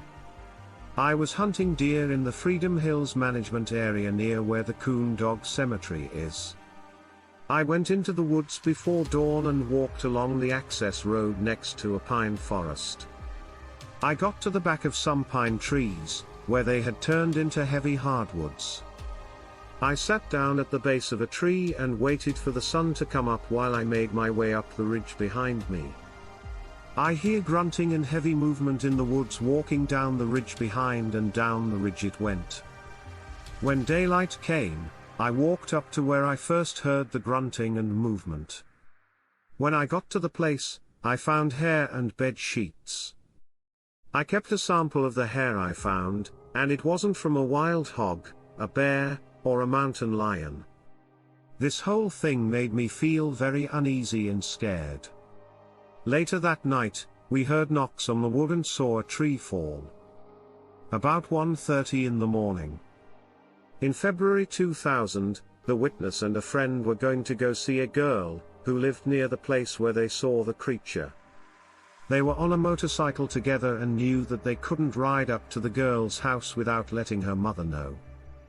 They decided to hide the bike next to a dirt road and walk from there to the house.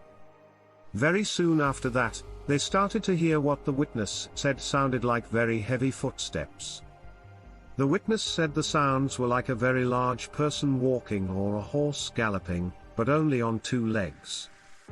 The sounds were coming from a swampy area northeast of where they were. They squatted down in the bushes and listened for a few seconds. After that, they could tell that the noise was getting closer and faster. At this point, they decided to leave the area to get the motorcycle. The witness's friend was in the lead and caused a branch to swing back and hit the witness in the head. This knocked the witness down and almost killed him. He got back up and started running after his friend. As he ran, he could hear the sounds of the underbrush being stepped on and broken. When he got to where his friend had stashed the motorcycle, the friend was already pushing it out toward the road. At this time, he said, he could also hear heavy breathing that seemed to go along with each step. Once they got the bike on the road, they both hopped on, and his friend was able to kick-start it and take off. The witness said that he turned around just in time to see a very big animal jump out of the woods and onto the road. Later, I measured this distance and found that it was between 12 and 15 feet. He said that it hit the road on all fours and then stood up straight. He did say that when the creature landed on the road, it grunted loudly enough for him to hear over the noise of the motorcycle. He said that the moon was full or almost full and was already in the western sky, so the creature was standing in its own shadow. Since the animal was only a silhouette, he couldn't make out things like the features of the face. But he was very clear that what he saw was not a bear, because he had seen bears before and they were much wider than what he saw. He also showed how a bear would stand by bending his arms forward and lowering his shoulders. He then stood up straight with his arms out to his sides, which was the way he said he had seen the animal stand. He said this creature was very big and had hair that looked like fluffy clouds all over it. He couldn't see any fingers on the hands, but he did say that the hands looked like they were clenched and that the arms weren't much longer than a human's. He also said that the creature looked dark brown or black from what he could see. He said the animal was at least 6 to 7 feet tall when asked how tall it was. After he thought about it for a while, he said that his dad is 64 years old and that this thing was bigger than his dad, which would make it about 7 feet tall in total. It was late June 2016, and it was a Sunday afternoon. I was camping in a developed USFS campground in the Coconino National Forest in central Arizona, and the Mogollon Rim area.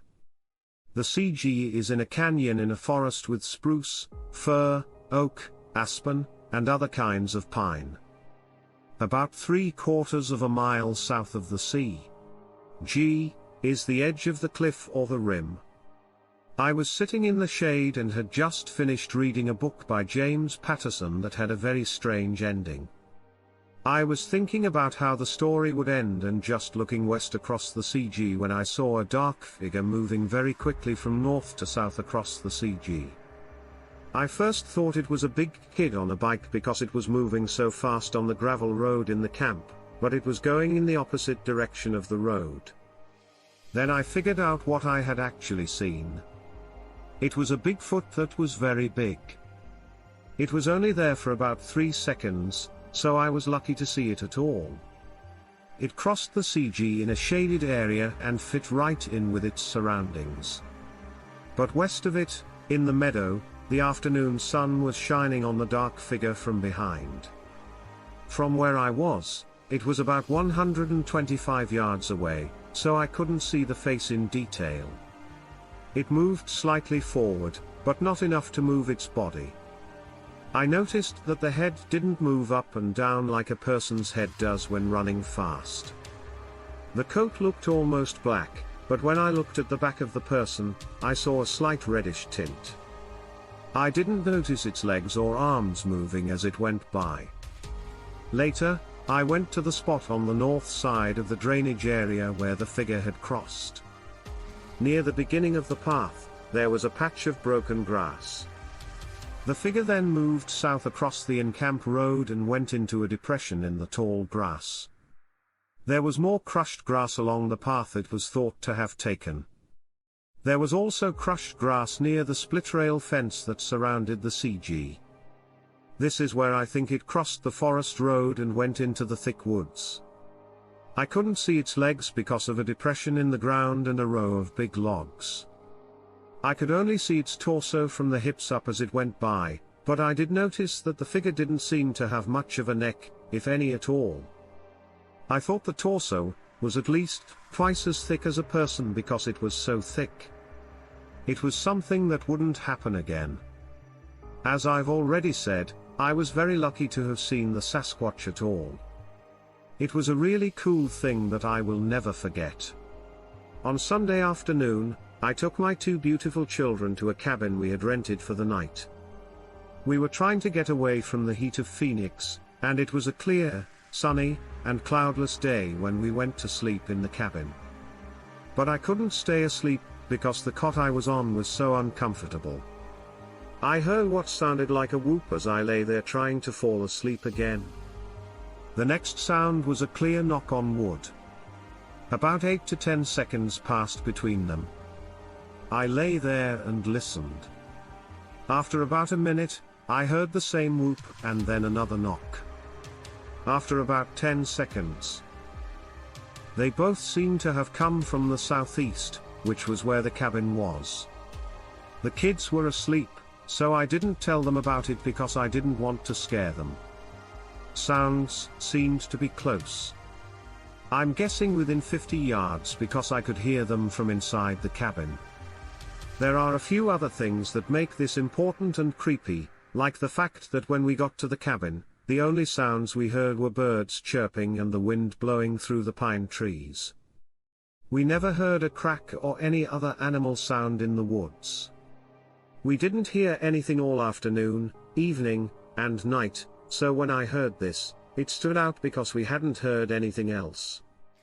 Another thing is that as we drove down the road to get to the cabin, we only saw 2 or 3 other camping groups along the roughly 12-mile stretch. It was about 2 p.m. on a Sunday. When we drove to the cabin, it was dark, but when we left the next morning at about 7 a.m., it was light. Since it was a Sunday, they all left assumingly in the afternoon of the day before. So, we were the only people in a 12-mile radius of woods. As we left on Monday morning, we saw one truck near the main road. That was it, though. Lastly was another noise we heard that I didn't put much credence into until after I heard the whoops. That night, it was about 10:30.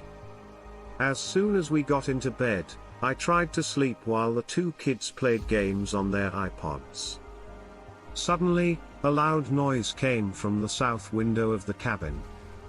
The kids looked at me right away and asked, "What was that?"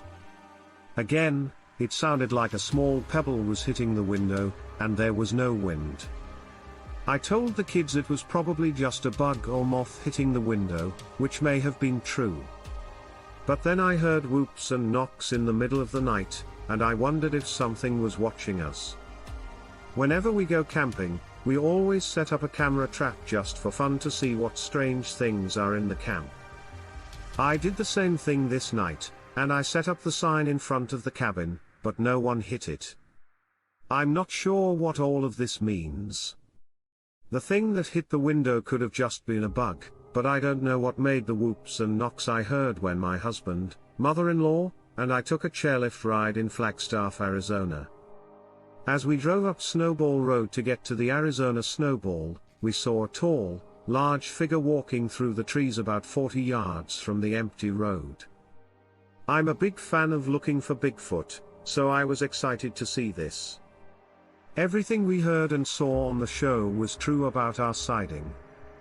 The Squatch had to be between 8 and 9 feet tall. It was too far away to tell what it looked like, except for the way it walked, how it stood, and that it was dark brown and black. It was clear that it wasn't a bear or a deer. We saw the animal walk too slowly to the trees and then disappear. We were shocked, scared, and amazed by what we saw. All over my body, I got goosebumps. We camped with two of my cousins and their kids on the east side of Wheatfields Lake over the 4th of July weekend. We got there on Friday night, July 3rd, and decided to camp there because the main campground, which is on the west side of the lake and right off the highway, was full. My little boy woke up at 4 a.m. on Saturday, and I started to take care of him. At 4:15, my girlfriend and I were feeding my little boy inside the tent, when we heard a loud, low-pitched roar coming from the west side of the campground. Some of the campers' dogs began to bark like crazy right away. "Did you hear that?" I asked my girlfriend. She said, "Yes." "What's that?" "It sounds dangerous." I told her it was something big and strong with lungs. We heard it about 5 or 6 times, and each call lasted about 10 seconds. After about 5 minutes, the calls stopped, but the dogs continued to bark. The next morning, at 4:45 a.m. we heard another call coming from the same place. After that, my girlfriend and my little boy went back to sleep, but I stayed awake all morning. When I asked my cousins the next morning if they'd heard the calls, they said they hadn't. On February 1, 2007, I drove my husband to Show Low, Arizona, to leave him with friends for 10 days. The weather got worse and worse that day, so I didn't take my usual route back to New Mexico, which is through the White Mountain Apache Res. I drove down US Route 60. Between Solo and Springerville, it goes. The state of Arizona went by a small town named Vernon. Almost all of the juniper trees are gone, and most of the land is made up of rolling grassy hills. I have learned how to drive defensively in elk country, where you have to be aware of what's going on in your side view mirrors. Something on the left side of the road caught my eye, so I hit the brakes, expecting to see an animal like an elk, deer, pronghorn, etc. I turned around because of what I saw. It had 2 legs and was dead in the road. I slowed down as quickly as I could and watched in amazement as the creature put one hand on the T-post, which is a metal pole used in barbed wire fencing, and jumped over the fence, barely slowing down, and kept running. It crossed the road, which was a 2-lane blacktop, and went into a narrow canyon far away from where I could see it. I pulled over to the side of the road and called my husband. He could not believe what I was saying. He finally told me to get out of the car and look for tracks, hair, or other solid evidence, using very unladylike words. I told him no because I was alone, didn't have any weapons, and didn't want to meet something that big on a road where I hadn't seen as many cars in 2 hours as there are fingers on my hands. The creature's hair was long and dark brown. I never got a good look at its face. It had to be at least 6 feet or more tall. It never looked scared or like it was going all out. Instead, it was more like a lope or steady jog. The weather was cold, cloudy, and rainy on and off all day, but there was no snow on the ground. I'm a chiropractor. One afternoon, a few weeks ago, I was going from Show Low, Arizona, to a ranch past Concho, Arizona, to work with the horse. I'm certified in animal skeletal adjustment, which is like chiropractic for animals. About 6 miles outside of Concho, between the Y in the road and Concho. At about 2:30 p.m. on a clear, sunny day, I saw something come up onto the road about half a mile ahead of me. At first, when it was coming up to the road, I thought it might be a very big dog. But when it got to the highway, I could see that it stood straight up to about the same height as a road sign, maybe 6 or 7 feet. It stood up straight and had long, dark brown hair from top to bottom. Don't slouch and don't bend forward at all. It ran from my right side across the road to my left side and stayed standing as it ran into the brush. The whole thing happened in less than a minute.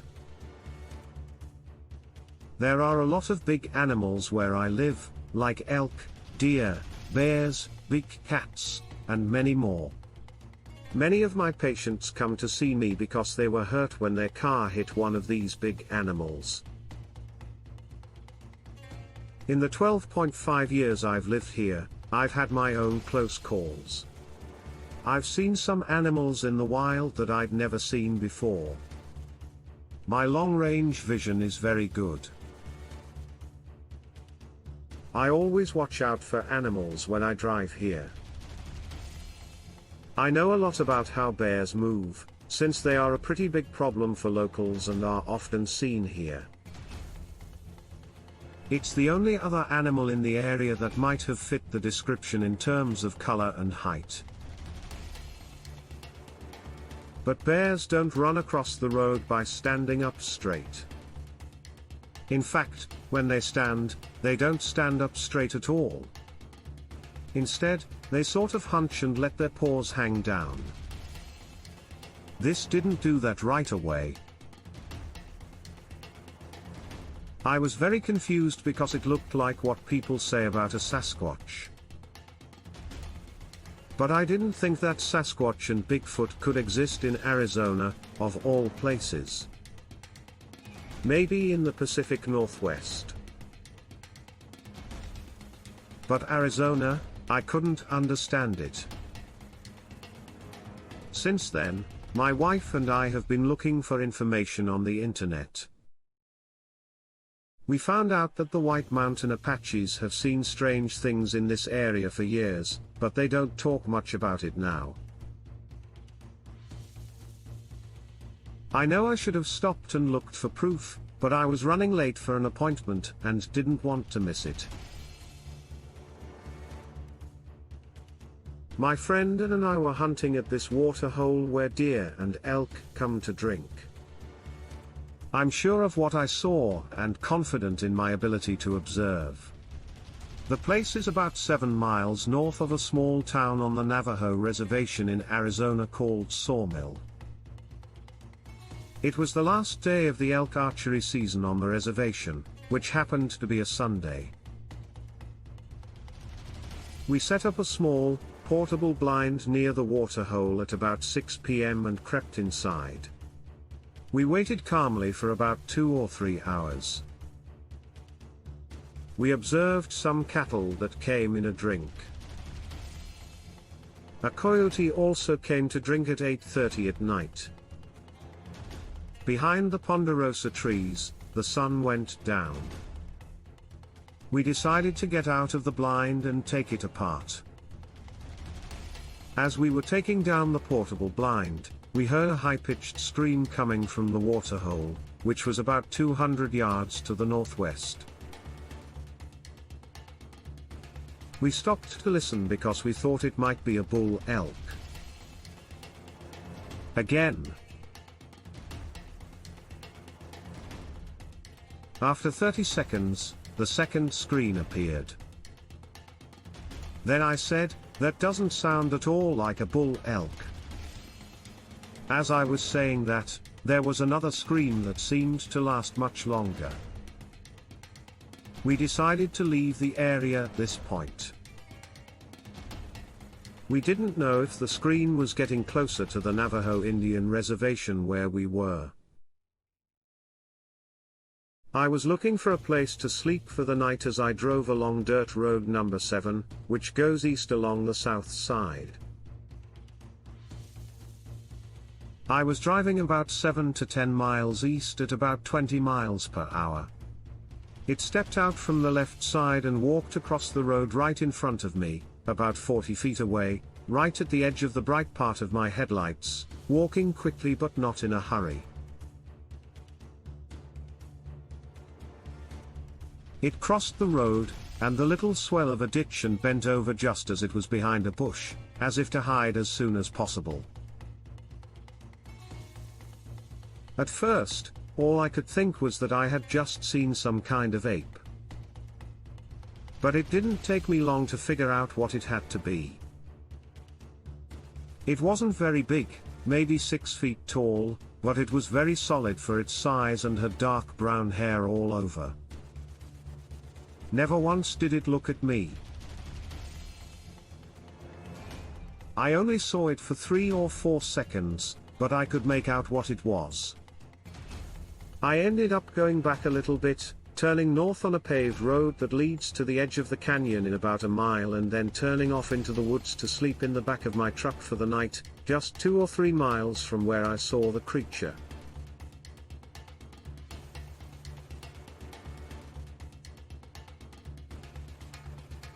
Well, this has happened twice in our area, which is on a Navajo reservation in the northeast corner of Arizona in the winter. In 1979, I and some other kids from the neighborhood were playing in the fresh snow when we heard the most terrifying and interesting scream we'd ever heard. And this scream kept going on and off for about 15 minutes. Now,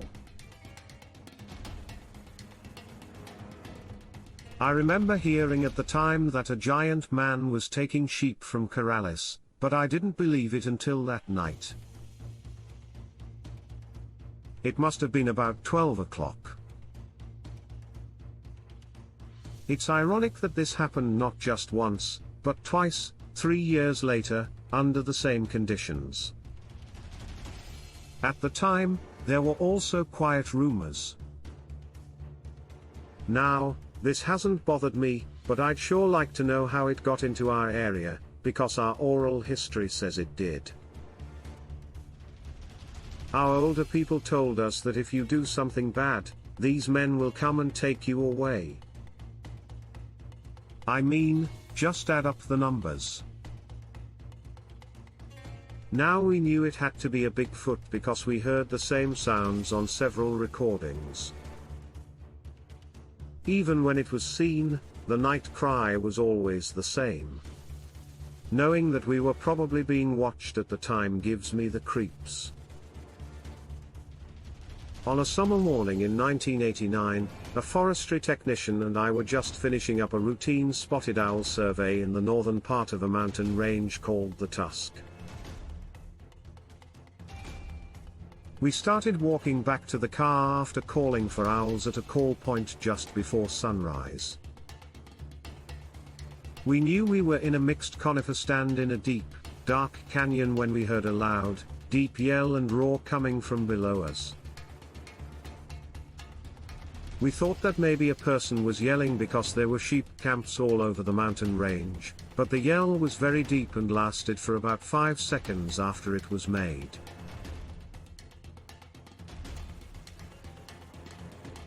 Even as the sound went through the canyon below us, the echo kept the sound's depth. This was definitely not a human that had the lung capacity to make such a sound.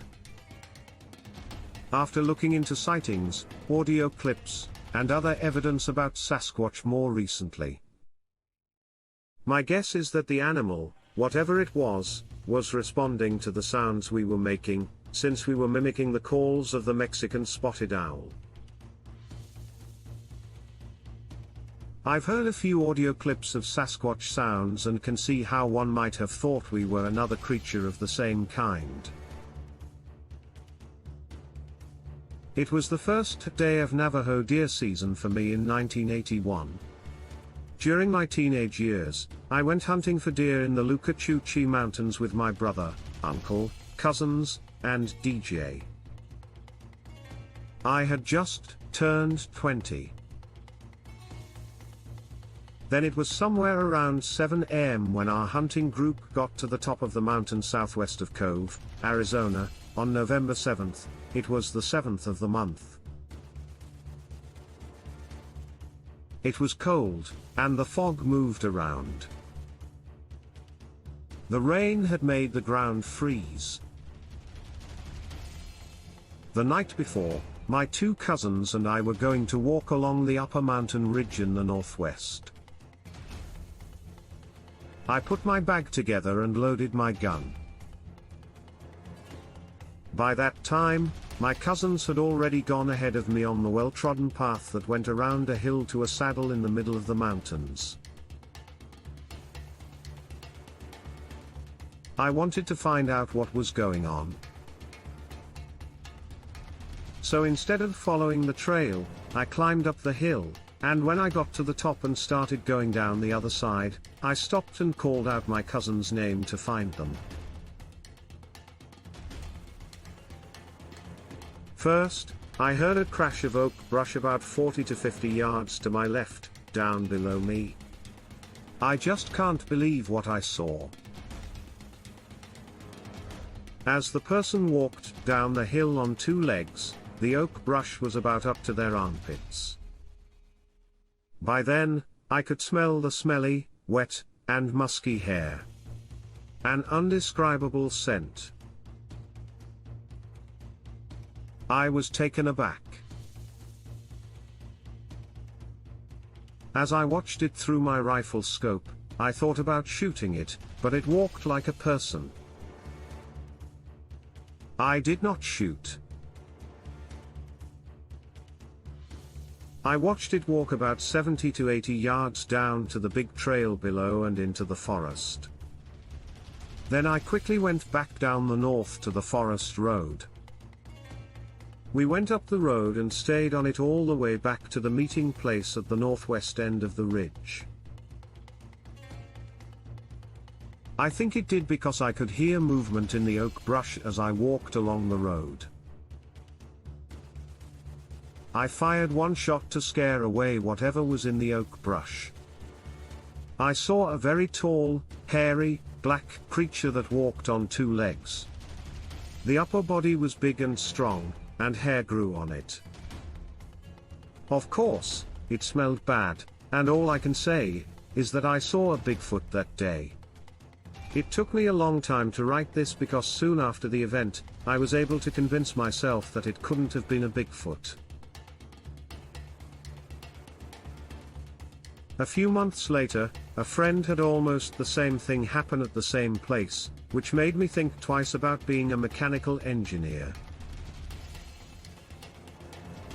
I went to school for the hard sciences, so I am a scientist. As a scientist, I don't really believe in something unless there's proof or a consensus among scientists. Since the incident, and what happened to my friend, I've done a lot of research and think there's good evidence that a forced primate lives in North America. Before, I thought that something might exist, but there wasn't enough proof to say for sure. I will say that I have always been interested in Bigfoot and knew some things about it, like howls that sound like wood knocking. In college, I also took a class on natural anthropology.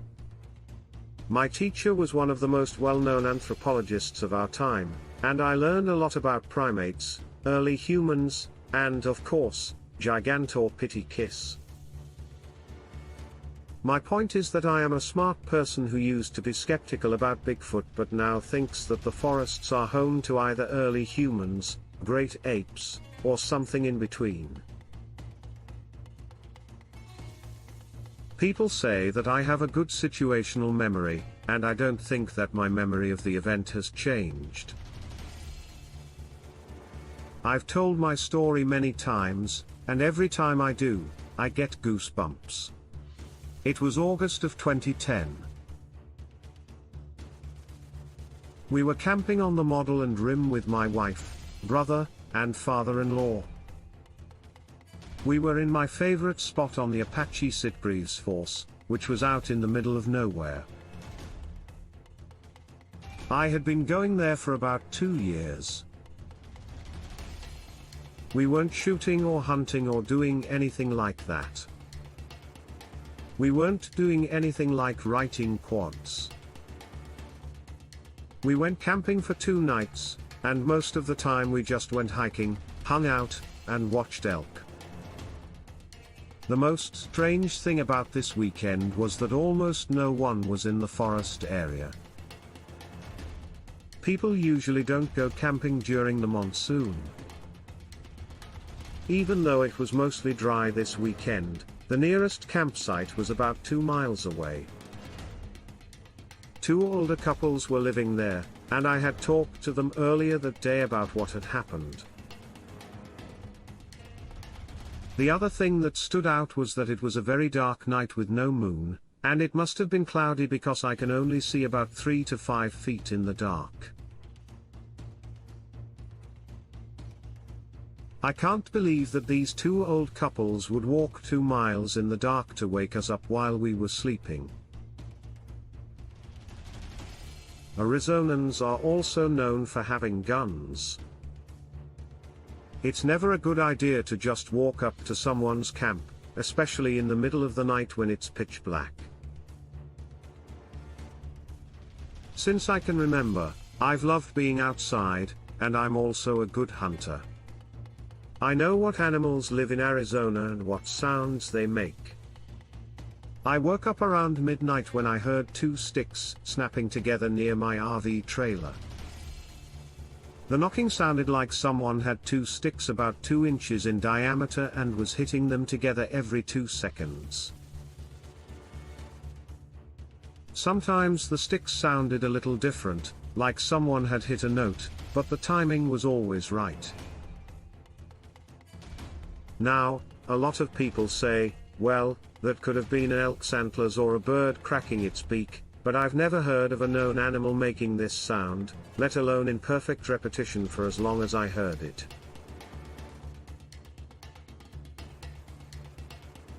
But that wasn't the strangest part. The sound moved through the forest pretty quickly and didn't make any other noises. The sound was coming from the back of my trailer and getting farther away. Then it would get closer and move away again. This happened again and again. I'd say it was about 20 to 30 yards away at its closest point and another 50 to 70 yards away.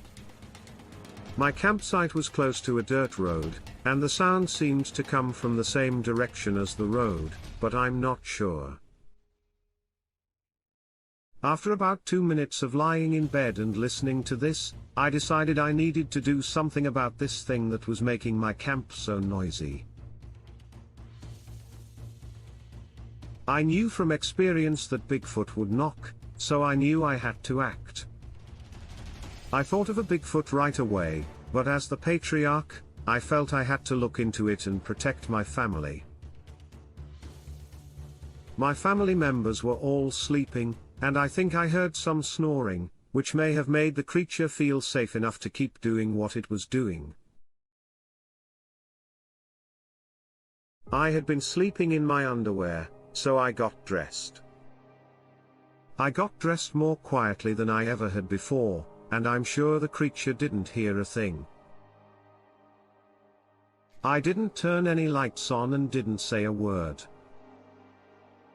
Looking for my clothes, shoes, and gun.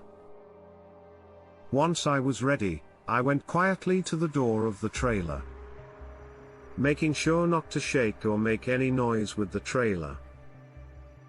This was pretty simple, since there is a door right next to my bed. I waited until the cracking sound was as far away as it sounded like it could get.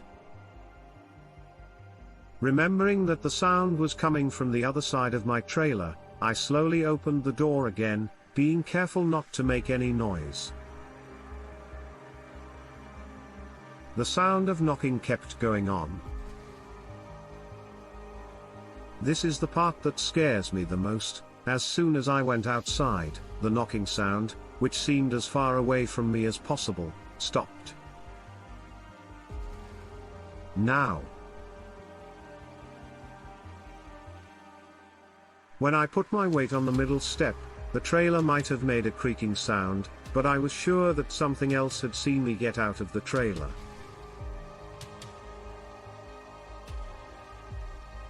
When I got out, whatever was making that cracking sound stopped, even though it was 70 or 100 yards away. I had the feeling that if something saw me, it would be behind the back of my trailer. The door I had just opened would have blocked my view from the front of the trailer. If I had stood in the back, I could have seen both myself and the thing that was knocking on the wood. In short, I had a strong feeling that there was a second animal keeping an eye out. The story doesn't end there, though. I had my gun in one hand and a bad flashlight that wasn't on in the other. I went around my trailer's front to get to the other side. Once I got to the other side, I found myself in a pitch-black forest where I was sure there were a couple of strange creatures. I also had a strong feeling that something was behind my trailer. I aimed the bad flashlight straight at the back. This only lit up two very large pine trees about 12 feet in front of me. Shining the flashlight directly in front of me did, however, get a response. On the other side of the trees, maybe 20 to 40 yards away, something let out a whoop whoop. It was clear, easy to understand, and great. Before this happened, I had never seen on TV that Bigfoots made a whoop whoop sound, so I know that this was not in my mind at the time. I knew that my camp was being bothered by something other than an elk, a bear, an owl, etc. I also knew there was a creature and that there were more than one. I thought this was an alarm call, telling any other animals in the area to leave while I was outside the trailer. I paid close attention to the things Bigfoot is supposed to notice. I tried to smell the air to see if there was a bad smell, but I didn't smell anything. It was a mild night, probably in the low 60s, but I didn't smell anything. Shortly after that, my wife woke up, turned on the lights, and went to the bathroom. When I went back around the front of the trailer near the door I left through, my wife was standing there and asked me what was going on. I told her that something was out there. I don't know what it is, but I was surprised to see something out here because I thought they had all gone away. Soon after that, I was able to fall asleep, and my wife told me that she heard a couple of knocks before she went back to sleep. I told her what I had heard, so it might have been fresh in her mind. She was beginning to fall asleep. She did wake me up to tell me, but I didn't hear her, and we both fell back asleep. My brother and my wife's father never really woke up when the thing happened. I'd say the whole thing took maybe 10 minutes from the time it started. I didn't wake up the first time until the next day. I looked for footprints on the road, and in any sand in the area. I know how to find animal tracks, but I didn't find any. As we talked about what happened, I picked up two pine branches that I thought looked like what I had heard. I broke them together and they sounded pretty much the same. I tried out different sizes and types of material. Aspen, oak, and pine. I thought what I had heard in the last week of November sounded most like 2-inch pine sticks without the bark. In the same year, my friend, his dad, and his brother were hunting elk at the same site I was at. My friend heard the same 2-second rhythm of wood knocking that I had been hearing for a long time. I don't think his dad and brother did much. He didn't go out to face it, and it stopped after a while.